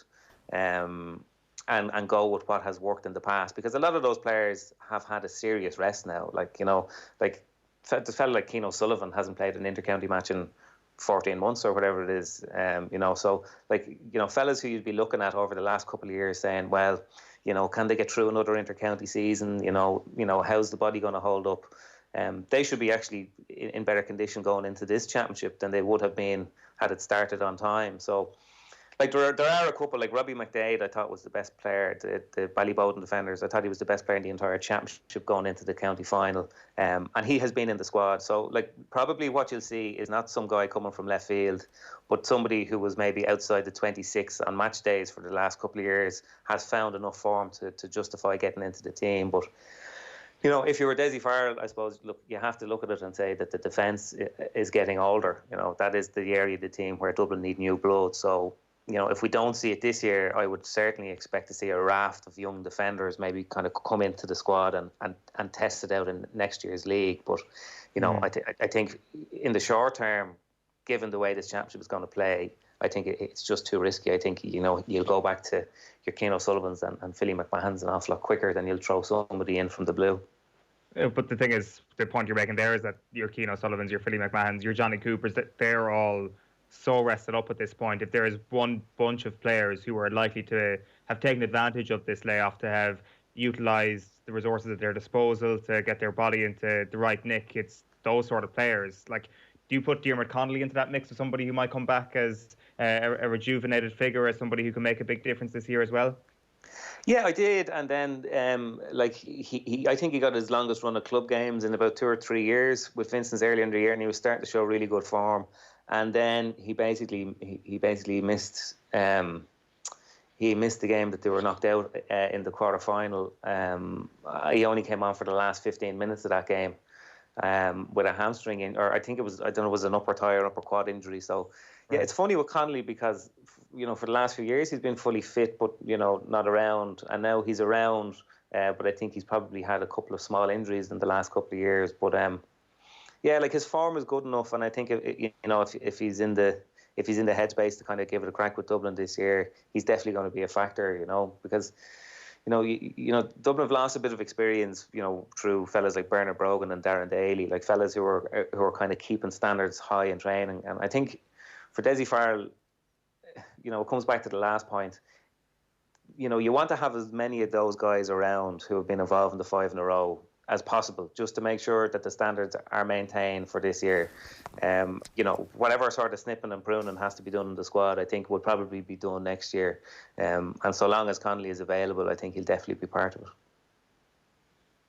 Yeah, it's like, some sort of zombified version of Dublin we're looking at here, where they're coming back stronger than ever. People that we thought were done, back from the dead, and it's going to be the easiest All-Ireland ever, is what I'm hearing. No, isn't it actually going to be the under-21s who end up Desi's under-21s who benefit most from the fact that he will have some familiarity with them, and he'll know exactly what jobs they can do, and they'll have had, I think, the whole kind of summer to bulk up and to get to a point where they're physically ready for this. Plus, in winter, don't you want pace and players who are light on the ground as opposed to the kind of the big lads, I think. Yeah, but the other thing is, you're talking about instilling a game plan and a system, Desi has had such limited exposure to that group of players, that starting from scratch isn't really an option now, so that's why I really do think he's going to go with the tried and tested and experienced. He tried a lot of players out in the league, and I think had the league continued at that point and gone straight into a Leinster Championship, we would have had a higher number of new players in the Dublin team in the Championship than we will have now in the current situation. I think if you go away from the teams that won 5 All-Irelands in a row and you don't win, you're kind of leaving yourself open. But Dessie Farrell was at, I think, all of those games, and he was keeping a very, very close eye on all the players. And he'd be, I think, even. You got the impression with Jim Gavin with the last couple of years, he knew what he could get from those players. He wasn't even kind of looking at them. Whereas I think, Desi would have had a very analytical eye on these players, even guys who've been around for 10, 12 years and have won 6 or 7 All-Irelands. And, if they're informed or fully fit, it'd be very hard not to pick them. Oh, and go on, try and yarrow away Kerry's All-Ireland chances there. I interrupted you, sorry. I realise retrospectively that's what you're doing. I think the case for Dublin's March the 6th has been well and truly outlined there by Conor. No yarring needed when that is the candidate. The strength of the candidate already leading the way. Can I just make a point on Clifford's goal, by the way, seeing as we've gone away from it a bit quickly? I saw there was a few people saying, well, how good really was it? How many goals do we see scored in soccer the whole time, from outside the box and from a similar range? But the power that he generated when he turned and to kick it out of his hand, I thought was absolutely extraordinary. And given that the GAA ball is heavier than a soccer ball, I think by nearly 20%, and the fact that the goalposts are significantly narrower than a soccer goalpost, to be able to take that shot. And the goalkeeper didn't even move. I thought it was an incredible strike. I thought it was an extraordinary goal. And it was just a shame that all the footage that came out of it was kind of grainy footage, such as Eoin's from his mobile phone, pirating it off the web. But I think as highlights go of the club championship so far, that was definitely up there for me. I thought it was the audacity of him to take it on and to be able to generate that power and finish it so precisely into the top corner, I thought was incredible.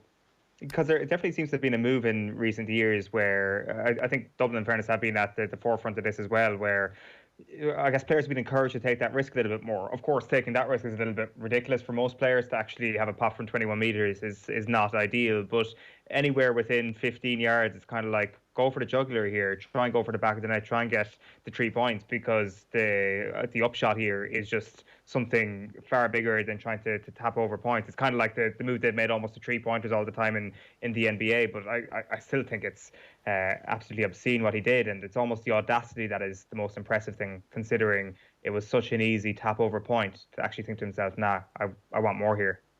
Yeah, well, I think himself and Conor O'Callaghan are going to be very interested to watch over the next 7 or 8 years. I think they are the 2 outstanding forwards in the country, and they're very, very young.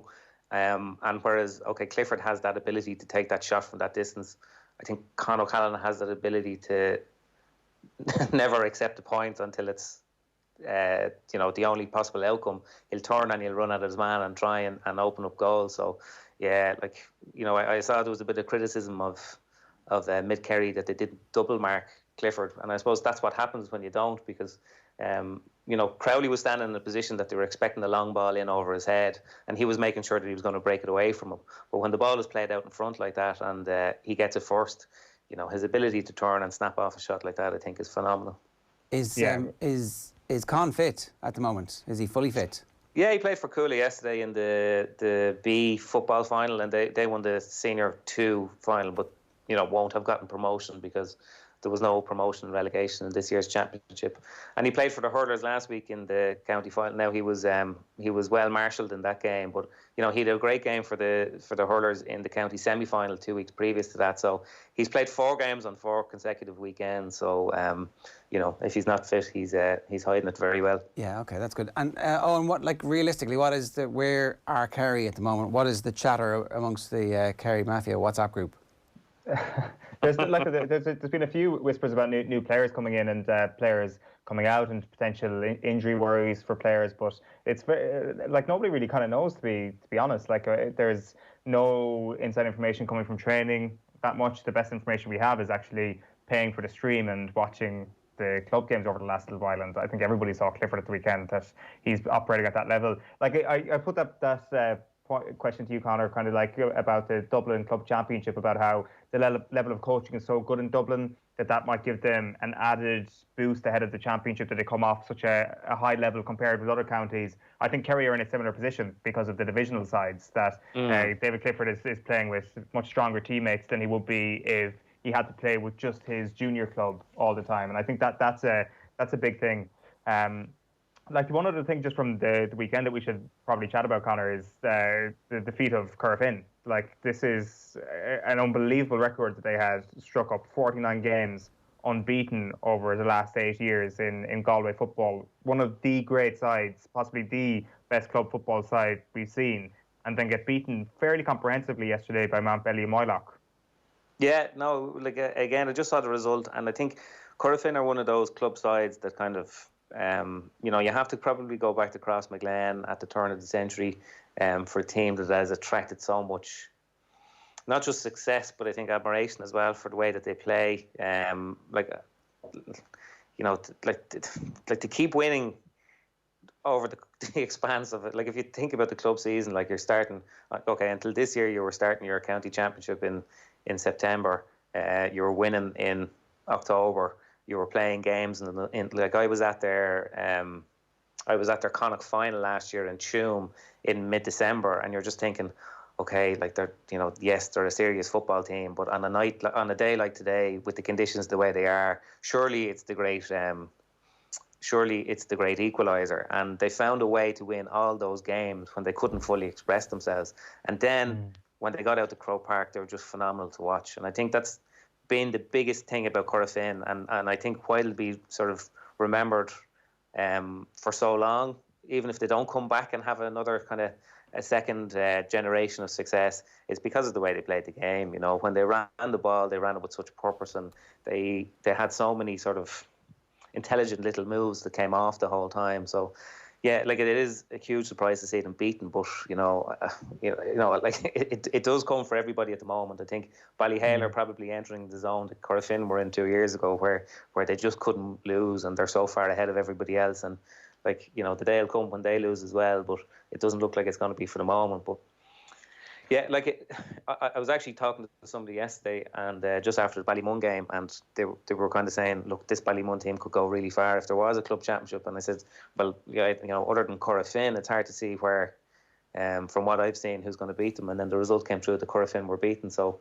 it remains to be seen whether it's kind of the end of an era or it's just, they're taking a break for this year. You definitely wouldn't be surprised if you saw them coming back over the next couple of years to win again, albeit, some of their older players are getting to the bracket now where they mightn't be as influential. So, it was obviously a very, very significant result, because I don't think too many people predicted it before it happened. Yeah, and I guess there's sometimes been a little bit of a disconnect between Corofin and Galway over the recent years, like thinking to ourselves, why aren't Galway playing that brand of football that Corofin are playing or having the same level of success? That I wonder if the club championship this year is going to just be unbelievably instructive for the inter-county championship and the sort of individual performances that we've already mentioned. Like, you're seeing them in other places as well, like in Cork over the course of the weekend. Luke Connolly scored 3-3 in a match for Nemo Rangers. If you didn't see David Clifford's goal, then you should see Michael Quinlan's goal for Clonmel over the course of the weekend. Absolutely outrageous. It's really exciting that we're actually, like, with all due respect to the club, we're actually talking about this in a sort of meaningful way that means we actually have more to see from these great talents in their county jersey. And I'm starting to feel now it's a little bit of a shame that there isn't a back door should Tipperary or Cork or Galway even go out early in their provincial championships. Yeah, like I have to say, when the idea of a split season came through, I was like everybody else and just assuming that it would be inter-county first and club second, but like, this way has worked. I know Dean Rock spoke after the game yesterday, and he said that he never enjoyed a couple of months as much in his football because players weren't just being given the chance to train with their clubs; they were being given the chance to train exclusively with their clubs, without the sort of the kind of silent pressure that comes from a county manager. Like that April thing was an absolute disaster. The club month, because what happened in the last couple of years was, particularly in hurling, the round robin was starting in May. So you had players that were training with their counties and playing with their clubs and trying to do both and coming, and you could just tell it was too much pressure on players. But for players, I think this is actually probably the best way. And for us as kind of, spectators and, people who watch these things and analyse them, the club championships now have, they almost have a greater sort of, I don't know, that they're kind of elevated now because you're seeing a true sense of the teams and you're seeing a true reflection of those players. And that's what you need for a good club championship. Like, there's no point in going to Parnell Park to watch Ballymun and all their stars if all their stars are out on their feet, So, like, we got to see the proper true sense of Ballymun over the weekend. And I think that's probably the same in all those, in practically every other county now in Ireland. So I think there's a lot to be said for the scheduling of having the club championship first, albeit I don't fancy being the person who has to put the calendar together. Well, look, that's kind of the question I was asking earlier on. Like, that's the, if you have your inter-provincial club quickly, if you can do that in 6 weeks, then you might be able to start your club in February and finish it on the August bank holiday weekend, and then the inter-county season starts. It's when that would finish and how long you'd need for that. That's the bit that everybody's going to struggle with, because ultimately you're going to have All-Ireland finals in October or November, and then you're at the maybe under lights. Stick a roof on one of the stadiums would be grand. Yeah, the other thing as well, I know people have a lot of romantic visions about the club championship because of how it happened this year. But you have to remember as well, if you have a club championship during the summer, you'll have a lot of club in a normal season. I think a lot of club players will go away. And the other thing as well, just from my point of view, is I think the GAA needs to have, particularly over the next few years, because they're in a much more uncertain position, I think, than all the other big sporting bodies in Ireland, because of how sort of much the revenue stream is dependent on a very small number of matches. I think the GAA needs to have as much exposure as possible at the highest summer months. And the club championships, as great as they were, particularly when we get to the back end and we're sitting here talking about, great county finals and great teams and great players, they tend to go under the kind of the public radar for an awful lot of that. And we only ever get 3 or 4 weeks where they become big news.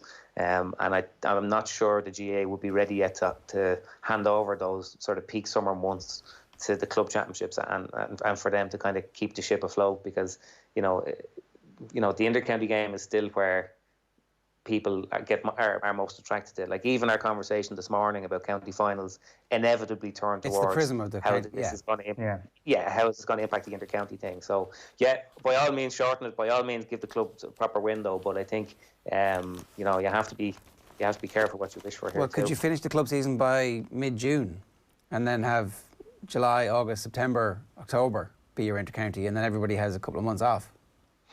Yeah, I mean, you plausibly could do, but I still think, in this situation, for all the upheaval that's going to come about with a split season and the GAA calendar. You know, I mean, I think you can only really have one revolution at a time, particularly in an organisation like the GAA. And I you know, giving clubs a defined and a proper calendar, I think, is the right way to. And the other thing as well is, like, let's be honest about this. If the All-Ireland finals take place on the last week in July, that means that most club championships will be ready to go by the middle of June. So, like, you are giving club championships, a great window. You know, prime summer months. You know, like, players can't moan about not having a proper programme. And then by the time those club championships start coming towards this kind of crescendo at the back end of it, we won't have any more inter-county, and they will get the limelight. And I think that's probably the most pragmatic way to go about it. And I think if there's anything that will inform the GAA's decision-making over the next few months, it's pragmatism. All right, Conor, great stuff. Great to have you with us. Thanks a million. Cheers, lad. Conor McKeon. You can read his work in the Indo and the Herald. Time for the papers. OTB AM. It's 8:55 this morning. Rodri thinks he's Pirlo. Where are Manchester City falling short? That's the conversation from yesterday on OTBsports.com. Lamar Jackson is better than Patrick Mahomes is our preview. That match is tonight or the middle of the morning. Schalke part ways with former Huddersfield boss David Wagner. Schalke beaten in the first game of the season, I think, by Bayern Munich. Conceded 8. I didn't see their result at the weekend, but Bayern Munich were hammered at the weekend, so we might talk about that a little bit later on. Handball decision leaves Jose Mourinho fuming to the point where he didn't speak, and Benfica's Ruben Diaz set for 55 million Manchester City transfer, with Otamendi going the opposite direction. The Irish Times for you this morning. Nightmare for City as Vardy proves too hot to handle. Klopp happy with his defensive options, says he's not looking to buy anybody at the moment. More fireworks and club scene as Corrifin's long Galway reign ends. We've just been speaking about that there. The football tabloids are fairly similar this morning. Vard times for Pep, and it's Vard times for Jose. So it's Jamie Vardy and VAR. That's the link that the tab of the morning people at the Herald are looking for. Liverpool sweat on Alisson and Thiago. Thiago's injured. Just arrived, obviously. Smells Bells is the Stars football pullout. Patrick Bamford paid tribute to Jack Harrison helping hand after showing his nose for goal again. Patrick Bamford scored with his nose, apparently, for Leeds against Sheffield United. That's what that one is there. 3 Vard trick. Manchester City 2, Leicester 5. Pep blames nerves for Fox's mauling. Pep is good. Pep is good at these excuses, isn't he? He's very good at them. End this farce. Toon boss Bruce calls on Premier League rivals to join forces and change ludicrous handball rule. The handball rule seems pretty ludicrous at the moment compared to previous scenarios where you really get away with all the stuff that we've seen at the weekend. Vardy rips City to shreds. Bruce calls for handball talks. And Lewis Hamilton reckons he's being targeted. Formula One officials have singled him out for special treatment after he was given a time penalty that ruined his chances of equalling Michael Schumacher's record of 91 Formula One wins. Presumably he thinks he's being targeted because he's been speaking out. The Guardian is fairly similar. Penalties are an attempt to stop me, says irate Hamilton. We're not strong enough. Guardiola demands more belief after Leicester score 5. Maybe don't take off your defensive midfielder when the game is 1-1 and then concede all the goals through the middle. Davies' dual mandate. Fitzgerald leads native 6 Mile Bridge to successful Clare defence. Next job is to bring Liam McCarthy to Wexford. And that's the back of the Indo there for you. The Racing Post. Peslier lands plum roll on Super Horse Stradivarius in the Arc. I don't know, is it Pellier? Is he French? It looks like he might be French because it's Olivier. So Pellier. And rolling back the years, Elysium lands the Well Park Stakes, the Curragh, first group winner on the flat for Noel Meade since 1998. And Anfield set for a classic. Lots of goals they expect tonight in the game between Liverpool and Arsenal. Vardy's hat-trick party sinks City, so that's the Examiner using Vardy party, and it's the same from the Telegraph. And the Examiner's main bit is the not-so-new normal favourites and fancies claim county titles, but Corrifin are done. So that is the papers there. Will we get straight into the pressure rankings? Is it time for the pressure rankings? I think it is. You put them under pressure. For me, it was a self-imposed pressure. Was I under pressure? No. Yeah, they're under pressure. Everyone's under pressure. OTB AM's pressure rankings with Gillette. And the big pressure. Right, our pressure rankings every week in association with Gillette. We talk about 5 of the things, people, trends that are most under pressure from the weekend of sport, and that was a weekend that gave us plenty to talk about, Eoin. It certainly was. We've already mentioned and given a bit of a teaser to number 5 this morning on our pressure rankings. Number 5 is the GAA. So the GAA have handled 2020 pretty well. You know, they've had an important part to play in the community. They've adapted, they've tweaked their championship, and they look set to navigate this year fairly well. But maybe the pressure starts to come on the GAA now, because you'll have seen the emotion of Ballymun players after their win yesterday. You'll have seen Ballyhale Shamrocks look like one of the great club hurling teams of all time. Like, did you see Davy Fitz hopping up and down the line with 6 Mile Bridge at the weekend? Those are the faces of people who do not have a provincial championship, who do not have an All-Ireland championship. Imagine telling Davy Fitz, yeah, well done on winning Clare, but we're not going to allow you the opportunity to prove that you're the best in Munster, to prove that you're the best in Ireland. Good luck with whoever is having that conversation, knocking on Davy's door and saying, sorry, by the way, the GAA pulled the plug on the provincial championship. I reckon there is going to be a lot of pressure ratcheted up on this decision over the next little while. It makes sense why they made this decision in the first place, but still, when you see that emotion over the last couple of days, it's hard to think that some people won't be a little bit peeved by the fact that they won't have further games. Give us an interprovincial championship in January and February, is that what you're saying? I'm saying it could easily happen, absolutely. Like, as Conor was saying, there probably needs to be a firm idea of what 2021 is going to look like. And then wherever the spaces are, if there are any, you can possibly put the games in there. Yeah, look, I actually think it's very unlikely. I understand the point that Conor was making earlier, even if there is a groundswell, because 2021 already is a staging post for what everything, when all the changes that everybody now realises need to happen, and they're actually going to happen in 2022. So adding an extra layer of complexity into all of that, plus not knowing whether or not there might be local lockdowns which prevent you, and then all of a sudden one club who reaches a provincial final is taking you to court because you've had made the game go ahead even though half the team has COVID. No thanks. Like, we made our decision, our bet is made, we're all lying in it, we're all comfortable, you're county champions, go off and enjoy it, and we'll see you again in 2021. That's what I think is going to happen. Yeah, and I think that's fair enough, and I think that makes sense as well. Let's move on to number 4 in our pressure ranking. So the title race could basically be over tonight.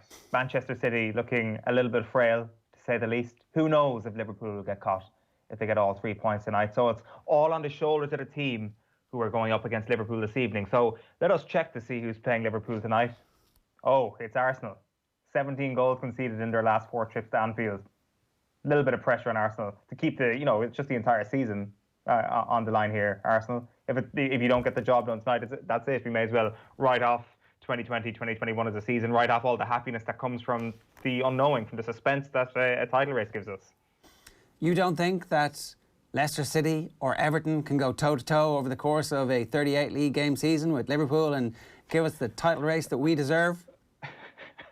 I sense the sarcasm when you brought, but it's hard to not think that Leicester can't sustain a challenge after yesterday. Like, I'm believing that they can. I think that you look at the reasons why they're not going to be as good as last season, and maybe the only thing you might have pointed to before the year starting was that Jamie Vardy is a year older, and we should probably know by now that the more we doubt Jamie Vardy, the less likely he is to actually fade away. We thought in the middle of last season, there's no way he can keep scoring all these goals. There's no way he can stay fit. There's no way Leicester City can sustain this challenge. Now, they did fade away towards the end of the season, but did they not learn from that? Yeah. Did they not build on that this season? Like, the only thing that I would have thought, as I say, is that Vardy might have taken a step back this season and then collectively they had to take a step back. But clearly he hasn't.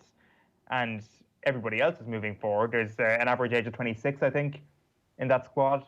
Things look pretty rosy for Leicester City. I think it absolutely is a very real prospect that they get a top 3 finish this season.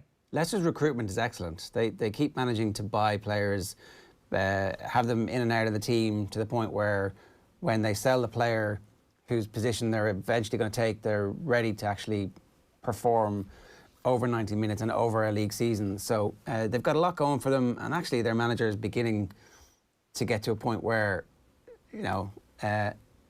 he might not have peaked. There's that theory that Miguel Delaney has about managers only having a couple of years, really 3-year period where they're at their absolute peak. It's possible that Rodgers hasn't actually had his yet.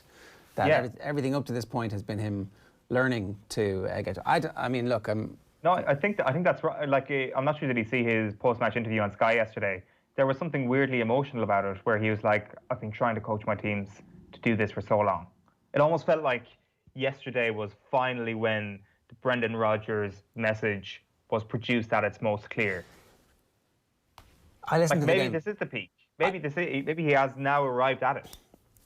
I listened to the game on the radio, and the lads were basically 20 minutes in going, geez, this game's over. You know, all City need to do is get that second goal and it will be 5 or 6. Like, I was thinking, like, you know, you just sell the game here a bit, lads. Like, you know, people are going to be tuning out. It's like, ultimately, this is such a dominant performance by City.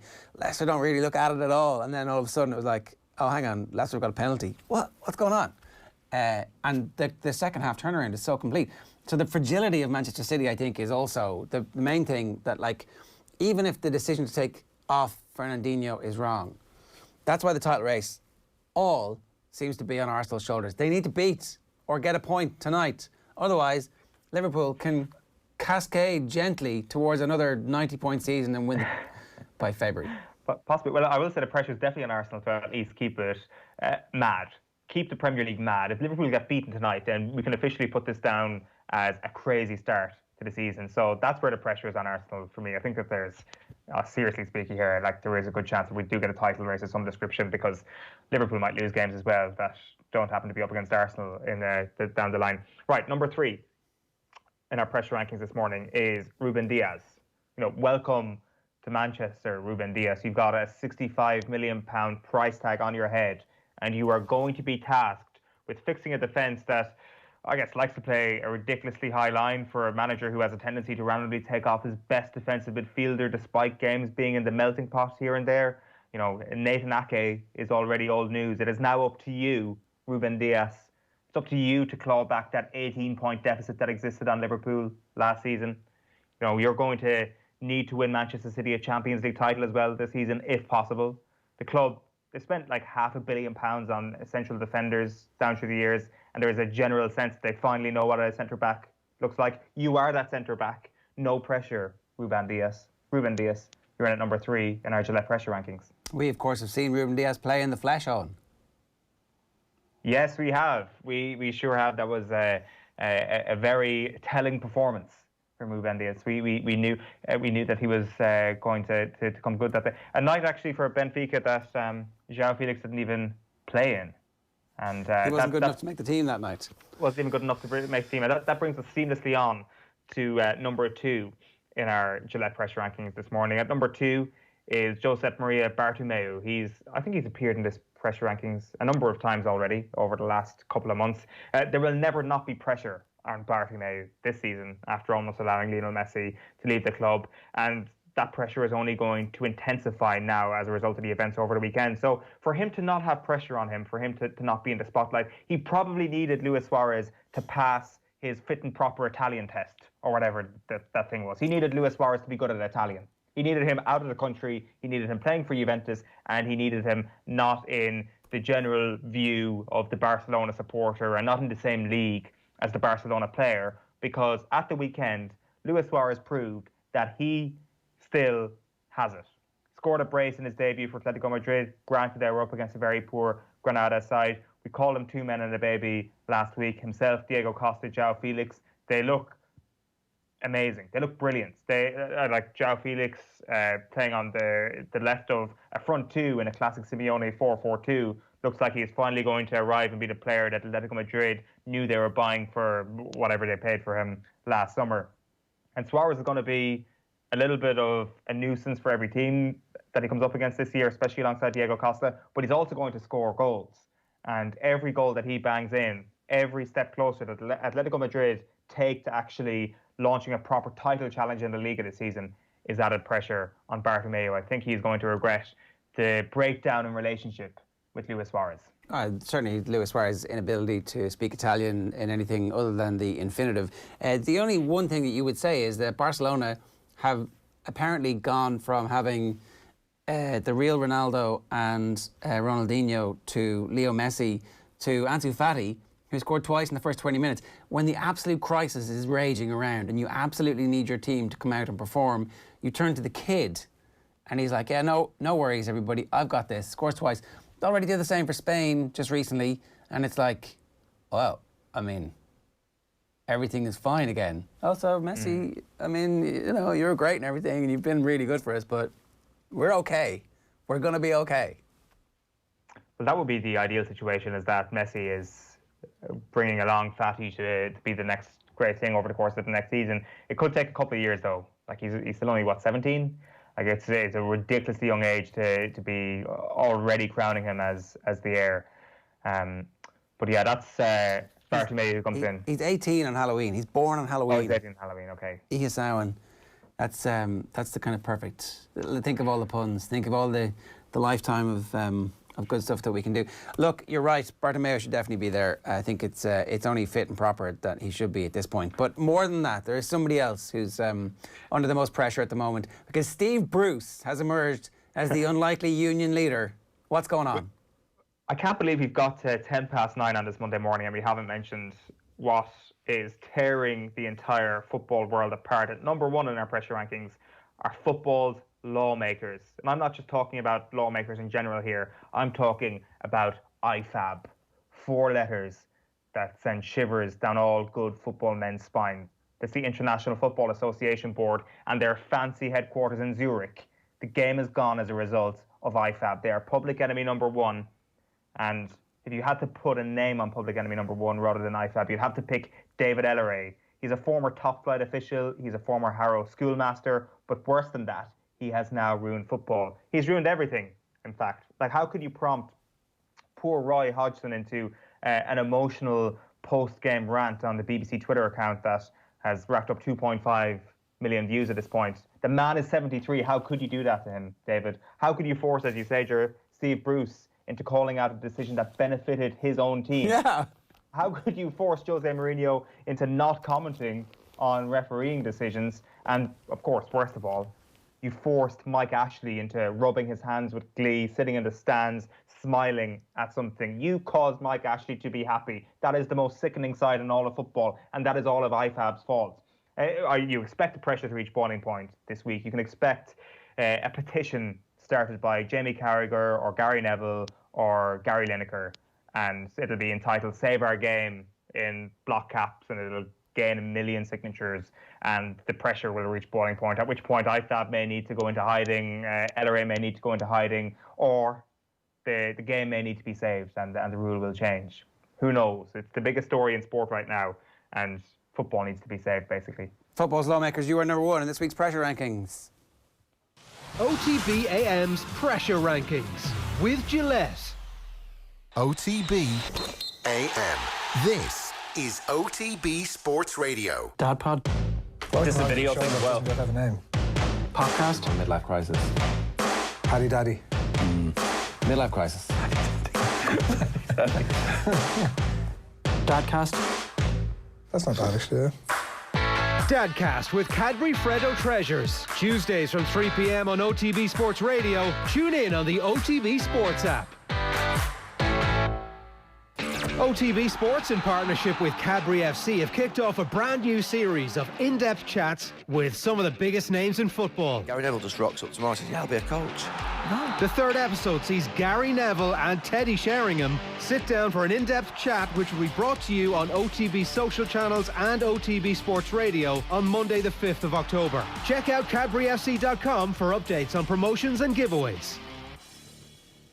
OTB AM. With Gillette, we don't just play the game, we change it. Gillette, made of what matters. 13 minutes past 9 here this morning on OTB AM. It's Gilroy and Eoin Sheahan with you every morning. You can get us on the OTB Sports app. Alan Quinlan, good morning to you. How are you getting on? Morning, lads. How are you? I tweeted at the weekend after the Racing game that Donnacha Ryan is the best second row in Ireland, and I stand by it. A lot of people are coming at me about James Ryan, but right now, today, if I had to pick a team to win whatever match for my life, I'm picking Donnacha Ryan in my team. Yeah, he was. He's very little rugby played this year. He's had a good few injuries and stuff like that. But you know, I played with Donnacha for a number of years in Munster, and he's just epitomises everything you want in a sports person: desire, passion, energy, leadership. work rate through the roof, and honesty as well, because so he's a guy you love playing with, and he's a guy who inspires people around him, because when you're going into these tight battles and big games, that someone like Eoin will just work his socks off, and he's a very talented player as well. He's 36 now, so he's probably not moving like he was moving a couple of years back, where he was making line breaks and offloading the ball. But he's a very intelligent player who's worked on his skills over the years, and just it's phenomenal now to see him in a final 12 years after being there with my old team Munster, when he was Donncha was on the bench that day. And I think he's been missed by Ireland the last couple of years. There's absolutely no doubt about that, and it's great to see him back in a final. He was very influential on Saturday, even though it was a poor match. It was a poor performance from Racing. They struggled a little bit with Saracens, just unsettling them, and they had 17 turnovers in the game, Racing. So, but he was very good on Saturday. That point about him, about Ireland missing him, I wonder, so he's 47 Ireland caps. Really, he should have 100 Ireland caps, shouldn't he? I don't know if he should have 100. I don't know the number, but he definitely should have a few more. But he made the decision himself to leave, Ger. So, but even before that, is there a point where we didn't appreciate what we had with somebody like Donncha Ryan? I think, look, there was Paul. Paul was there for a number of years. Dave Toner had come on the scene. He didn't play as much when he was younger. He was mixing between back row, second row at Munster. So he probably should have a few more caps. He wasn't probably at the start of Joe's era. Joe probably didn't realise what kind of value and just his presence. I mean that respectfully to Joe, like that. Sometimes the presence of a forward in particular on a field, their attitude, their body language, and that work rate that I'm talking about is very influential. And Donncha was always like that. He was just someone, even in training, I remember doing fitness sessions with him and just him pushing himself to the limit and just working so hard all the time. And it was always, I remember Donncha when he was on the Munster under-18 team, and he came to Clanwilliam, my junior club. And I remember I got a phone call saying, would I come in and do a session with them and do a line-out session? And I was around Tipperary at the time, and I went in there, and I just remember Donncha, this long, skinny, tall player from Nina, who was just constantly asking me questions. What about this? And what can I do here? And what do I do now? And I remember just going, geez, this fella he's just trying to hoover up so much information. I was playing with Munster at the time, and then a couple of years later, he's in the squad and he's with Munster. And so his value is massive, and his presence, and I think that's what I've heard a lot of coming out of Racing. He's so well respected there. So when I talk about a presence, putting a guy in when you're under pressure like that and having him around that environment makes a big difference. So Donncha probably should have more caps. He's certainly a player, I have massive respect for, and I love his attitude. And it's great to see him in the final, as I said. Yeah. I just wonder sometimes if we're a bit easy-ozy, that presence thing that you're talking about, that's missing in the Ireland team, isn't it? And it has been. It is, and it's a bit of an edge, and it's a bit of an attitude, and it's a bit of a body language thing that great players bring, and they just bring a kind of a steely resolve. And I think Donncha just kind of developed that over the years. We became a real leader and had this kind of gnarly kind of attitude that it's kind of like people ask me, what do I miss most about playing rugby? It's the dressing room. It's that buzz. It's looking across at guys who are just going to knuckle down, and they're not daunted or worried or afraid of the task in hand, if you like. And Donncha is that kind of fella who, it's experience. It comes with experience, Ger, as well, So it's kind of been overcritical maybe on some of the Irish lads, but I always say I want to I say it about Ian Henderson a lot. I think he's a wonderful footballer. He's so athletic, but I just love to see him have more of an attitude, be a bit more aggressive, be more confrontational. People would argue that you can't just make someone become a bit more doggish in their approach, but you need it. and particularly against England. And, you know, we've spoken at length about the last couple of matches, the Leinster Saracens, the English-Irish games. It's just that bit of aggressive, on-the-edge stuff that you need, that Itoje is bringing from, that Vunipola is bringing from. Someone like Donnacha Ryan stepping into that mix, he's the kind of fellow who would, you know, really stand up and be confrontational, and we need a little bit more of that. Yeah, and look, this is are you going to get that in the school system in Leinster? Well, Dan Levy came out of school. He's the most doggish fella I see involved at the moment, you know, that has been injured. James Ryan is incredibly aggressive. James Ryan's great, but the aggression, so he and Donnacha Ryan are different, right? James Ryan is a brilliant technical player, and the aggressiveness that we saw in the England game, I would be all for that. But that was the first time we kind of seen that from him. Yeah, and James is still maturing. Donnacha is the kind of fella that he'll fight you. You know, he'll kind of, if it was a street fight, he'll fight you. And I'm not advocating kind of violence or anything, but you just need to be a bit more confrontational. And you know, James will get that more. Levy is someone like, Sean O'Brien had it. You know, I remember playing playing against Sean O'Brien when he was quite young. And, you know, he wasn't going to be intimidated by me as his opposition number 6.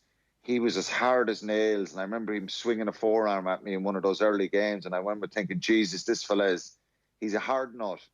And it does it makes you sit back and think that you're not going to just bully this person, because naturally more experienced players try to unsettle younger players and get at them and not really focus on their talent. But how are you going to get into their head? How are you going to physically hurt them in rugby?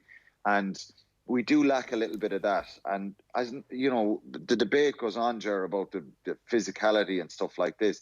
And maybe we need to evolve a little bit with Ireland. So we don't want to just get all these brutes who can't play rugby, but a little bit of a mix for that. Yeah. And I always hated when any team I ever played in, or watching any team playing rugby, I hated the opposition bullying them. You know, if you get beaten by playing better rugby, fair enough. And sometimes it can happen where you are a bit dominant in scrums or mauls or whatever. But Donnacha Ryan is someone that kind of brings that bit of nasty edge. But look, I think his time is over now, unfortunately, with Ireland, because he's 36. It's probably his last season with Racing. So who knows, you know, but maybe we can develop that a little bit more. Does the Irish youth strategy need to go beyond whether or not somebody's going to play for Ireland, though, Alan? Like, I mean, he would be invaluable to have around Munster, even if there was a sense that he wasn't going to play for Ireland again, wrongly. To have Donnacha Ryan involved in Irish rugby surely can't have been a drawback. Is that where they need to start thinking now, rather than he's going to get 10 caps in the next year? Yeah, but he decided to leave himself on, as I said, and the whole rule about not picking overseas players, I agree with that, and some people don't agree with it, you know, particularly when you have a World Cup and you think, you know, Simon Zebo, Donnacha Ryan should have been at the World Cup, but they should. You know, well, I don't think they should, Ger. From a playing point of view, maybe, but I agree with it, because I think you will have the floodgates will open, and then we're giving out about provincial rugby in the last few years, players rotating and the internationals not being picked. A lot of them will go. It's just a reality of it. They'll go to France and they'll play for Ireland as well, and because, you know, believe it or believe it not, most players, I think, will put more stock in playing for their country than over their provinces, because it's a ruthless kind of nature to it. But, you know, Donnacha Ryan has been a big loss to Munster in the last few years. There's absolutely no doubt about that, because he's your typical kind of dogged Munster player who is very skillful as well. And you've seen, you look at the semi-final against Clermont, and he's doing little wraparound passes for Dubishaw's try. You know, so some people are split on this own, but you know, Donnacha's 36 now. I don't think he's going to play on anymore. From what I'm hearing, he's going to play out the season. But you know, him going back to Munster, being involved with Munster in some capacity, it would certainly benefit and help younger players coming through. But there's so many of us who have retired in the last kind of 10, 12 years out of that Munster team that won European Cups that there's a lot of ex-Munster players out there now, and they're not back in the Munster system, if you like. Is it ludicrous given the current situation and the scenario we're in, where just last week when they were talking about this, the IRFU said that given the scenarios that are now on the table, we may at some point in the near future have to revisit the notion of not picking players who play abroad, because the financial scenario is so dire that we may end up having to ship players out so that they can continue being professional. In this situation, if you're Andy Farrell, is the form of Donncha Ryan so good that you would turn around and say it's £1 million difference between finishing second and fourth in the Six Nations? Like, can I have these two players that might make us £1 million? Is it so ridiculous that they might? It's just down to his own decision. I don't think they'll change it now. I think it could change next season, where there is a major financial implication. The French clubs are owned by private owners, millionaires, billionaires, so they'll maybe be able to ride out the storm a little bit better. The French government are bailing out all the club, or giving the clubs money there. They probably have more resources to do that than we do here from a government point of view in Ireland. I know there has been grants given to the FAI, the GAA and the IRFU, but how long will that last? The IRFU are losing massive money, 5 million a month they say they're paying out in salary and nothing coming in. So it could be a case where that will change. There was talk that London Irish should become a technically a fifth Irish province, and that... What a great idea! Yeah, it would be a good idea, and I think if that was to happen, if there was guys who were interested, this was probably more relevant to fringe players, younger guys who were, look at the Leinster back row situation. If someone moved out of there now and went to England, like Jordy Murphy going to Ulster, he could now go to London Irish as well and still be picked for Ireland. So that would increase the player pool, if you like, to essentially 5 teams. But I think it possibly will happen in the next year or two that the top players, that there will be a decision made that, they certainly won't be able to be held to ransom.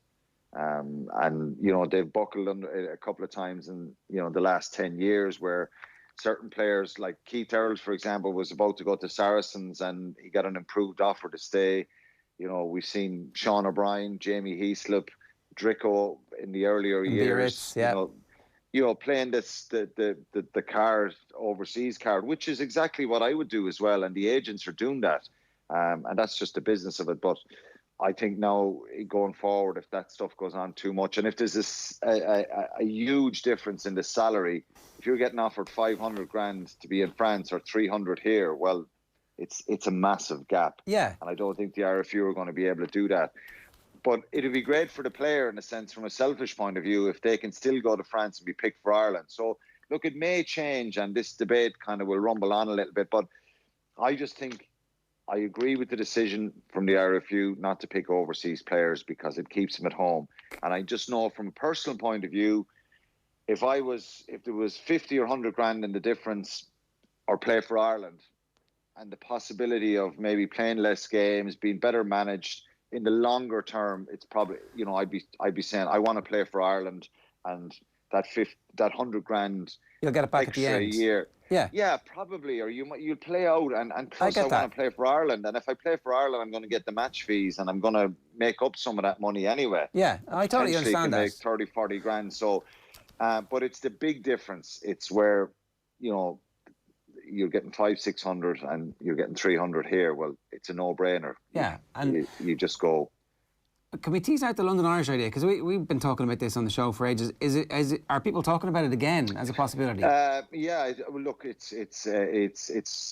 hasn't been, probably the coronavirus stuff has halted it a little bit, but I think it'd be a great idea, because it'd be an idea for, effectively from an Irish selection point of view, that you're allowing a fifth Irish team there, a fifth team to select from, and that from London Irish's point of view, then, well, they would be involved now in the player pool here that, you know, Leinster's is so extensive, and we've seen that over the years that they now have a chance to get these players. And it's not just pie in the sky where players are playing the agent's card or the overseas card to get better contracts here, but actually they now know that if a player would talk to him, that he can still play for Ireland, and that it'd probably be more genuine. I know that some of the French clubs are not really keen in talking to many Irish players anymore, particularly the internationals, because they feel they'll be played for a fool really at times, and they've helped improve guys' contracts here. But I think the idea of London Irish being a fifth Irish team to select from would be a brilliant idea. I agree. 100%. Eoin? Yeah, like, I mean... were you asleep there, Eoin? Wake up. Not really. I was waiting for you to ask another question. It's the reality of it, though, in COVID is like, surely it was fanciful before now, and because of coronavirus, it's even more kind of ludicrous to think that it might actually happen soon. Is it not better to, like, at a time of crisis, expand the amount of different places that you can do business? That it seems that it might become a necessity to be doing business like this, and to have some semblance of control over the players if they are going to be playing away, not necessarily control, but influence at least over the number of games they're playing, access to their data in terms of what they're doing in training. The same relationship you have with the provinces here, although, like, I don't know if they're talking about buying it or an ownership stake or some kind of something like that. Alan, I don't know what the... No, I don't think there's going to be any financial kind of crossover here. I think it's just literally doing an agreement with London Irish that we're going to pick Irish players if you sign them, and it's that simple. And it just gives more of an opportunity for the players as well to go and play in the Premiership. And you think, would it benefit having that, you know, guys in different environment like that, playing in a probably a more intense championship league week after week after week, where it is so important to win every game, and, you know, relegation is a big issue. And so I think that would be, you know, beneficial to the players and to Andy Farrell if a couple of Irish guys go there. And obviously the money's got to be right. You know, you players are not going to sign for London Irish if the money isn't on a par with some of the other Premiership clubs. And, you know, I was thinking about this. Does it attract your top Irish players? Well, I'd say London Irish probably in a situation where they could sign a couple of marquee players for sure. But then, you know, like any team, the level below that is potential internationals. So, you know, if you have extended squads or guys who feel that they're not getting enough of a crack of it here and that they want to play for Ireland, it's a great pathway for them to go somewhere different. And you know, I just think someone like Jordy Murphy, who was played so well for Ireland for a number of years, then because of all the competition, Leinster goes to Ulster. I just think, even though it's a different environment, a different team, he's still playing in the same league, and, you know, it's still a lot of the same, if you like. It's a different team, of course, but, you know, for me, if I was in that situation, I thought I could go play for Ireland. I'd be really attracted about going across the water and playing a different competition, because, as I said, the number one for me would be to be selected for Ireland. So if you're Max Deegan, for example, he'd be the next one up. Well, he can now go, well, you know, if I want to play for Ireland, I can now sign for Munster, Connacht, Ulster or London Irish. I now have 4 teams to choose from. I can also go to France if the money is ludicrous and crazy, but I'm not going to play for Ireland. He's still young. Like, Max Stephen is probably a good example of someone who can go to France and say, right, I'm going for 2 years here. I'm young enough. I'm going to forfeit a certain amount of caps. I'm going to hope that I can come back. But there's always a risk when you go.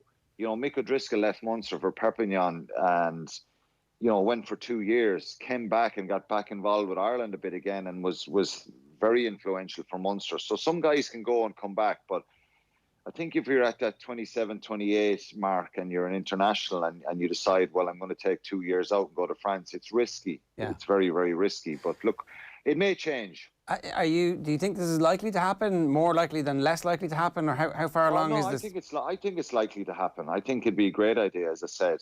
So I do think it's likely to happen. It makes perfect sense. Is it coming from the IRFU? Is it coming from London Irish? It's coming from both, because London Irish then get a great opportunity to have more of a player pool to recruit from as well. So it'd be beneficial to both. But look, I don't know where it's at now. I heard it was fairly, it was a real possibility a couple of months ago. So hopefully it does, because it does. There's a couple of Irish guys. There's plenty of Irish exiles in the UK in the next couple of years who will end up probably playing for London Irish or being involved in the London Irish setup. Irish qualified guys. So I think it'd be great for both. Yeah. Is there a danger, Alan, that, I mean, we're sometimes not giving credit to what players get when they go abroad, going to a different system, going into a different league, that perhaps setting up this camp in a different country might actually just be a replica of the Irish system, just in a different country, and the benefits of playing abroad won't be fully exploited by playing for London Irish? Like, just being devil's advocate on the whole idea there for a moment. Like, I can definitely see Simon Zebo and Donncha Ryan, like, broadening their horizons. Does it just get narrowed a little bit by the advent of an Irish-owned team in the Premiership? Or I'm not sure. I still think there's lots of there's lots of They've signed very well this year, London Irish. They are struggling a little bit. It'll take time for them, but they've some top quality internationals there. I think it benefits the other way, because there was always this intrigue with the French clubs and particularly their international players playing for their clubs over the years, as to why were Munster so hard to beat in my era, and why are Leinster so hard to beat. And they sometimes look and they don't see these superstar monster players and incredible teams, and they look at their own clubs and the budgets they have, and they think, why can't we beat them? And so I think they learn a lot, particularly in France. Look at Rog when he went to Racing, I think, and Dan Carter. I think it was probably widely publicised about, the cultural shift there, about attitude to diet, the nutrition, the fitness training, probably a bit more structure in the way you play. Irish rugby is very structured, I suppose, and we do get, we come up short at times, when, particularly at the World Cups, and it does have a negative effect. But I just think the relentless nature and the fitness levels of the provinces, by and large, we wear the life out of opposition teams, French teams. And I think their natural flair, maybe we can learn a little bit from the expansive approach of some of these teams in France and in England, and natural ability and just off-the-cuff stuff that we probably need to bring in, particularly to the Irish team at the moment, where you want to try and encourage guys to have a cut. Rugby has become very, very negative and boring in the last number of years, and we see so many games where the opposition it's all about cancelling them out, taking away their talent, closing their space down. So we need more of an evolution around attack. You look at Racing and Saracens on Saturday, it was a shocking game. It was non-stop, tackle, knock on, turnover, kick the ball, stop the opposition. And that's great if you're, sometimes, players like that, that it's all confrontation and you get big buzz out of turning the opposition over. But just as a spectacle, I thought we'd see a lot more tries. We saw an incredible bit of brilliance near the end of the game from Finn Russell and Vakatawa for Imhoff's try. So to answer your question, I know it's a long answer, Eoin, but I think we can learn a lot by some of our players being in different environments from what they do. Particularly around the evolution of attacking and that approach to just being more expansive and a bit freer in the way we play. Yeah, 100%. Really fascinating stuff this morning, Alan. Thanks a million for joining us. My pleasure. Thanks, lads. Alan Quinlan there, giving us some insight into what the future of Irish rugby might look like and the future of what London Irish might look like. Time for Deal or No Deal. I signed for them after the Euros, and after my first day's training, I was driving home. I was actually thinking, regretting it. What have I done? Like I walked into a circus. It's amazing, isn't it? Phil Egan, good morning to you. How are you? Good. How are you doing? Yeah, what an interesting weekend what a weird weekend of football. I mean, I think this is the kind of season we could have. There's going to be a lot of unpredictable results, and even the West Ham one, David Moyes working from home. Yeah. It's like, hang on a second. What? Yeah, and it's such a bad record against Wolves as well. And a lot of people looked at West Ham's fixtures, and we kind of did this last season as well, where towards the end of it, you looked at their run-in and you thought they're not going to pick up any points, but then they obviously went and they beat Chelsea. So the way Moyes sets them up, Antonio is key for them, and Bowen actually has been a really good signing from Hull, which they got him in January. It was his goal that opened the scoring, a bit of quick thinking, and Declan Rice was key to it again. Just I can only imagine what would happen if they lost Declan Rice. Well, okay, I mean, they know what they're doing. Apparently, the owners of that club, they know exactly what they're doing. So let's get into some of the transfer tittle-tattle, because it all has an impact on the conversations about the weekend as well. So Manchester United have apparently made contact with France midfielder N'Golo Kante's people about a possible move for the serial winner, but they want the Chelsea man to take a wage cut. It's like, oh, come and join us, but you're going to have to take less money. That's always been what footballers want. Apparently, they're also about to make one final bid of, no, it's not final, one more bid of 90 million to sign Jadon Sancho. That's 20 to 30 million short of the asking price. We haven't spoken about their performance against Brighton at all.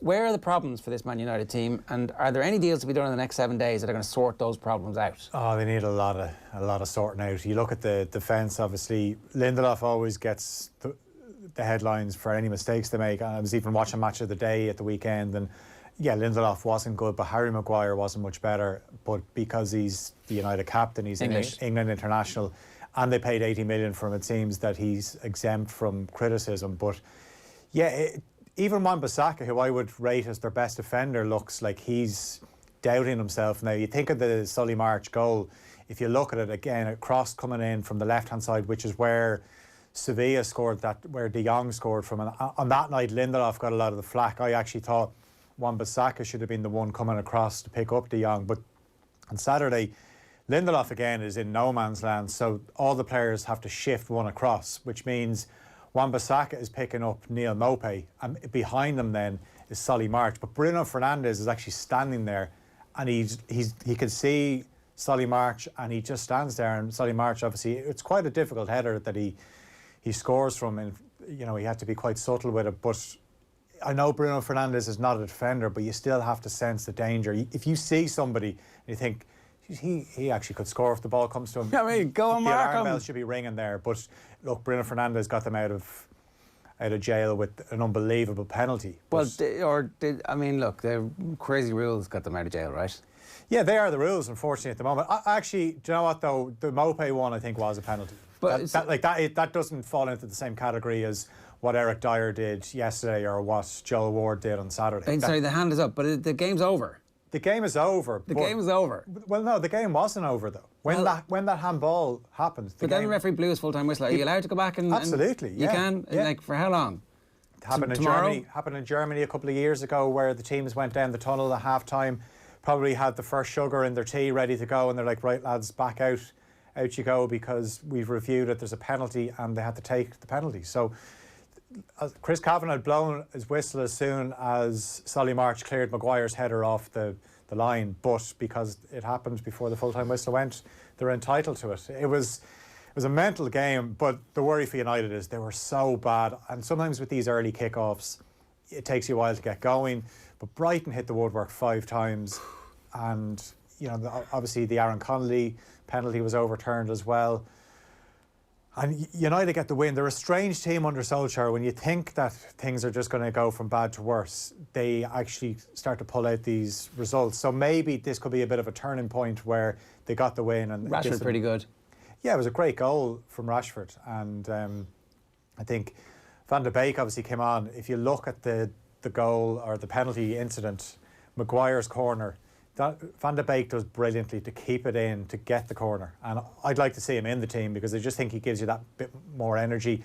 Pogba just didn't look at it, whether it looks like he's off fit. He's not fit. But then again, like, he had COVID a few weeks ago, so we got to cut him some slack there. But maybe if he isn't up to it, then why not put Van de Beek in for the moment? Yeah, give him time to recover. Yeah. Phil, do you think, like, on the penalties point, like, you're making the point that the Maupay penalty that was given away in the 100th minute, that was correct, and I kind of agree with that. And like, I wonder, is there a way that they can actually get to a point where the Dyer penalty doesn't get given but the Maupay penalty does?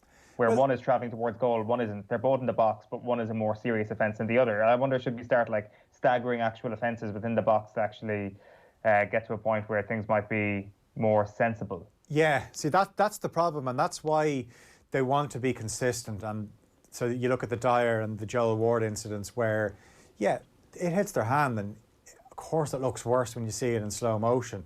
But the difference with, say, the Dyer one is Dyer's got his back turned, whereas Mopé is actually looking at Maguire, and he clearly raises his arm. And, you know, the look from Mopé after Bruno Fernandes scored said it all, that a look of guilt, and just a guy that's actually started the season really well would have had to go into the changing room after and put the hand up and say, well, he did put the hand up, but for the wrong reasons, but in the changing room after and say, sorry lads, I cost us there, because Brighton, it looked like they got a fully deserved equaliser because they were brilliant. And I think a lot of people were obviously very critical of Brighton, the way they dealt with Chris Hughton.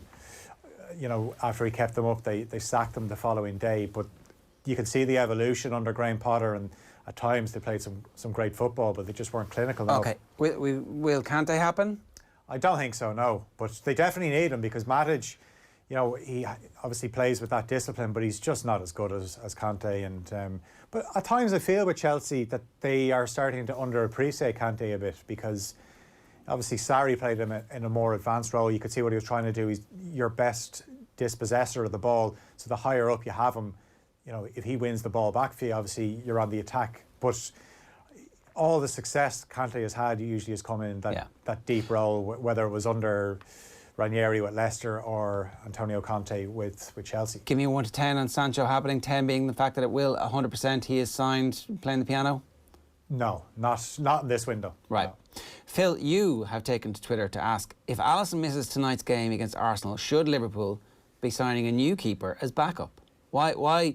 What has Adrian done to break your heart so often?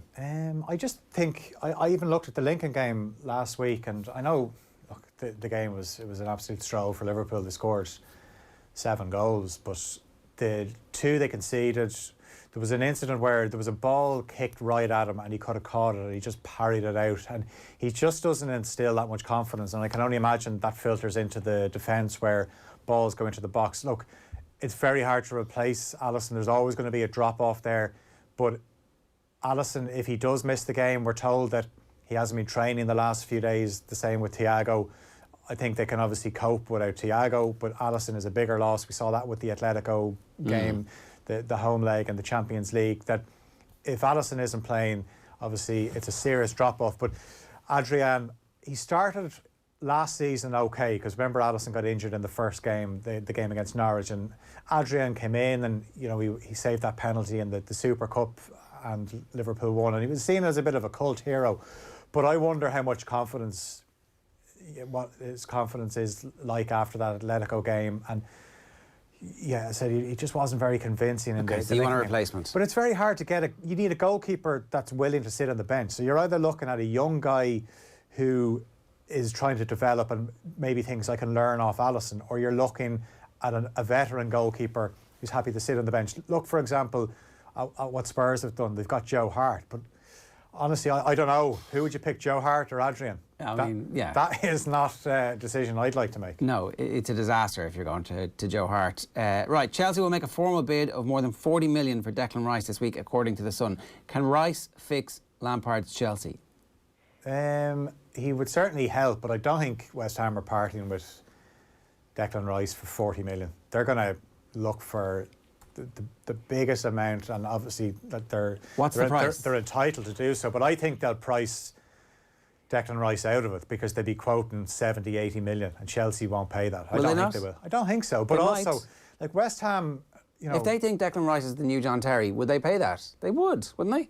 Well, I mean, after seeing Thiago Silva the other night against West Brom, I mean, to be 3-0 down to that West Brom team after half an hour is a serious concern. And Lampard can talk about individual errors, but one thing we've seen in the last couple of seasons, they've been dreadful away from home. They've only kept 1 clean sheet away from home under Lampard in the Premier League. So you'd have to look at the way that defence is coached or not coached in this instance. So, yeah, I think Rice's long-term position is definitely as a centre half, but as I said, I just don't think West Ham can afford to let him go because, you know, in terms of the PR, the owners, they obviously let Diangana go. And it's not as if they don't have cover in that position, but I think it's just when West Ham moved into that stadium, the owners talked a good game and basically said, you know, we can go to the next level. Yeah. It hasn't happened. No. They're scrapping in relegation scraps. And they're for sale, is the other thing. Yeah. Like so, that's I think the overarching story here is that club is for sale, and so they might want to take that cash now, take it off the table, and still try and keep the same price for the sale price. So we'll see what happens with that one. I think that there probably is a price where they take it, and it's probably closer to 55, 60 million. And there's probably some high stakes poker to be played over the next week, and that's going to be relatively interesting as far as these stories go. A reminder, OTB AM is live in association with Gillette. Good morning. Start with Gillette, giving you the confidence to tackle the day ahead. Can Ruben Diaz, we're talking about a lot of players with a lot of responsibility, can he save Manchester City's season? So Nathan Ake, it turns out, can't, although he did score. But look, City were an absolute mess yesterday. We talked about them before. Teams that run at City, if you can go right at the centre of their defence, that's where the problems are. Their two full-backs make mistakes as well. Look at all the games they won last season, or they lost last season. There was a pattern. There was teams that could counter, the likes of Adama Traore with Wolves. Remember what United did to them in the first half an hour at the Etihad? Rashford and Martial just went at them. That's how you do it. With Ruben Diaz, the guy likes to tackle. He likes to. He's committed. I wonder, you know, if you're looking for a calm head. Obviously, Laporte was seen as the answer there, and he's had a few injury concerns. Don't know what his confidence is going to be like when he comes back into that team, but it looks like the central defence, even if they do bring in, well, they are bringing in Diaz, there's a lot more for Guardiola to worry about. You know, Aguero is... Including his own inability to make players better. Yeah. Like, absolutely. that's the main thing here, is how many players have gone to him at Manchester City and got much better? Well, Sterling was there when he arrived, but there's no doubt Sterling has got a hell of a lot better under the coaching of Guardiola, scoring more goals, just getting into better positions. Because Sterling, I would still say, is not the best finisher, but if you're standing at the 6-yard box most of the time, you're going to score goals. But yeah, you're looking at Mendy's been... De Bruyne's got better. De Bruyne's got better, yeah. I mean... Any of the defenders. Any of them. But see, that's... Spent 400 million on defenders. Yeah. Any of them got better. Emerick Laporte has been an excellent signing, and I think Emerick Laporte's got better. Otamendi, 40 million. Any of the 8 fullbacks that he signed for £1 billion, none of them look like they're better footballers. Like, even with Laporte, I think Laporte is one of these players now that at the moment his reputation's been enhanced by his absence. Because he's not there. Where's Houlihan? Last season, yeah, but last season it was like, oh, they're missing Laporte because he's injured. But actually, Laporte came in towards the end of the season. They weren't that much better, were they? No. Right, very quickly. Calcio Mercato in Italy report that Barcelona have ended their interest in Inter Milan's Argentina striker Lautaro Martinez, who's 23. We're also being told that Barcelona have turned down an offer for 17-year-old Spain forward Ansu Fati for 125 million. Marca report that the club were made aware of the bid by the teenager's new agent, Jorge Mendes, a few days ago. Can Fati save Barcelona? Well, he certainly did his best last night. 2 really good goals, especially the first one, absolutely hammered it in. It's amazing when I looked at the Barcelona team before last night's game. Obviously, Suarez is gone and he scored a couple of goals on his Atletico debut, but they just looked like they'd more energy. Even just looking at we know Messi needs to play around players that have more energy, so there isn't room for Messi and Suarez in a team that wants to be in the latter stages of competition or winning La Liga titles. And Suarez will obviously score goals wherever he goes, but the bigger picture is it was time for him to go. Now, saying as good as Fati was, and obviously Coutinho played as well, the worry at the moment still is Griezmann. Can they get Griezmann scoring goals? Can they get Griezmann doing what he used to do for Atletico Madrid? Because they spent a lot of money on him, and if they're not going to go after Martinez, basically they're throwing it all into Griezmann and hoping that he can find a bit of form. But swap him back for João Felix, that's the solution. That would be an unbelievable move. Yeah, and maybe a bit of money, like a lot of money at this stage. Phil, what's going to happen tonight? Because, if Liverpool win, top race is over. Well, no, I think there's definitely not going to be the same points tally as last season. I think Liverpool will win, but they've had such a comfortable run against Arsenal at Anfield for the last 8 years. But I actually think this is a game where Liverpool fans will be thinking this isn't going to be straightforward. Like, they've scored 30 goals against Arsenal in all those games over the last few years, and they usually batter them. But Arsenal are going to cause them problems, I think. But I still think Liverpool will edge it. 4-3? Maybe 2-1 or 3-1. You've got to finish up that sentence, Phil. This is the game that all Liverpool fans will be suspicious of, but will have no reason to feel suspicious once the final whistle is blown. The game at the Emirates at the end of last season was an absolute aberration. Liverpool could have beaten them 4-0. It's mad that Arsenal managed to win that game. Yeah, you say that though. You say that though, right? Arsenal they beat Liverpool at the end of last season, dumped City out of the cup, beat Chelsea in the cup. But your City are terrible, haven't we not just agreed that? That the result is meaningless. Chelsea terrible too, it turns out. Well, yeah. we all thought Arsenal were terrible as well. And the Liverpool game was Community Shield, which doesn't count. Well, it was a penalty shootout anyway. Exactly. And also last year's game was just a complete freak. So against the one good team in England that we've now concluded exists, Arsenal were lucky to beat them. There's no need for Liverpool fans to be cautious about this fixture. Yeah, right. Good stuff, Phil. Thanks very much for that. We'll come back to this tomorrow, obviously, because that's one of the things we can talk about on the show tomorrow. It's 9:55. OTB Sports, in partnership with Cadbury FC, have kicked off a brand new series of in-depth chats with some of the biggest names in world football. The third episode is Gary Neville and Teddy Sheringham sitting down for an in-depth chat, which will be brought to you on OTB's social channels and on OTB Sports Radio on Monday the 5th of October. That's next Monday. Check out cadburyfc.com for updates on promotions and giveaways. Coming up today on OTB Sports Radio, an off-the-bench classic interview with Manchester United manager Casey Stoney. OTB Gold, that's at noon. OTB Gold from 1 o'clock is Dr. Harry Edwards speaking about OJ and the documentary series. Paul Rice's History of Sport from 3 o'clock. The Culture Hall of Fame is Kenny Cunningham talking Fawlty Towers. It's a classic, this episode, as opposed to Fawlty Towers. And OTB Gold is Centaur, the story of Declan Murphy, which is an unbelievable story about a jockey who suffers a near-fatal brain injury and then has an entirely different life after his recovery. One of the best jockeys of his generation gets kicked in the head by a horse, and then the story of his recovery is one of the best sports books that you'll read. So we're going to leave you with this morning. AIG Insurance launched the 2020 Dublin All-Ireland GAA season with a tribute to club volunteers, and we caught up with camogie star Emma O'Byrne. Enjoy this. We'll see you tomorrow at 7:30. Take care. All right, I'm delighted to say we've got Emma O'Byrne from the camogie team with us. Emma, how are you getting on? All good. Keeping safe. How long now until your actual first competitive intermediate match? So our first match is against Tip. I think it's away on the 17th or the 18th of October. It's not confirmed yet. What's the level of excitement like that you might actually get to play some in the county this year? Like we're all really buzzed about it. You know, we have such a great opportunity, especially in the group we're in. I think the teams that are in our group, we're always kind of neck and neck with them. So we're really looking forward to it. And we're lucky we have a championship as well, given the circumstances. You know, we're looking forward to getting back training with county now. I think it was just the main focus on club, because obviously we have to keep the numbers kind of lower than usual because of all the distancing and stuff, but we're taking all the correct measures. As well, with the time that we have, you know, we're getting out and doing our own bit. If I know I have to work on my ball work or I have to work on my speed work, at least we did have the time during, you know, the lockdown and the summer and months to just keep our fitness up and stuff and getting in the extra miles that we need. And was that easy or was that difficult? It was kind of both difficult. There was both kind of positives and negatives to it, you know. It's difficult to keep yourself motivated, especially on your own and in lower numbers. But I think, you know, when you have a goal and you're looking forward to the coming months, I think, you know, it's easier in that aspect because, you know, there's something to work towards. And in terms of the competition, where are Dublin with regards to actually being at the business end of the season? How close are you to being ready to compete, do you think?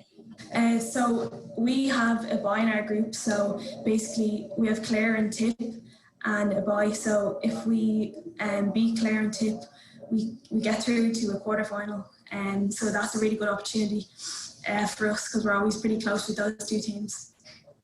And what are your expectations? Like, do you set out at the start of the year and say that's where we need to go, or do you actually say this needs to be the year where we compete to win the All-Ireland? Yeah, exactly. Like obviously this is a great opportunity. So we're saying we have such a chance here. Like we have an in here. You know, like 2017, we got to the semi-final the first time in, I think, 27 years. And I think it's just pushing, we want to push past that again, you know, that target there, like we want to push past semi-final. I mean, the footballers in Dublin, obviously, in both codes, are the more famous team because obviously they've had success. The women's football team were knocking on the door for a number of years, and eventually they got over the line. In those terms, how is the sport of camogie doing in Dublin at the moment? I think, you know, like, I think we do look at the other codes, and that kind of pushes us on because obviously we want to set standards for ourselves. But I think this year, especially at the start of the year when pre-lockdown kind of we were all buzzing, and we still are, like we really want to get up to that level that the hurlers and the footballers are at. So is that just an inspiration? Are there times when you wish you had what they had? I think mainly, like, I think it's important to kind of take inspiration, but I think we collectively have a goal of like getting to that level, and the same as the footballers and the hurlers. So I think it is inspiration in a way, but obviously it's our own goal. We want to kind of get to a level that we're happy with, you know. And at some point, Dublin will be a force again in camogie, just by sheer weight of numbers. So yeah, exactly. Like we have such talent now in the panel now. So I think it's just a matter of just pushing it on and, you know, getting everything right, literally to the little details and stuff. So I think that's going to be important now and crucial in this championship that's coming.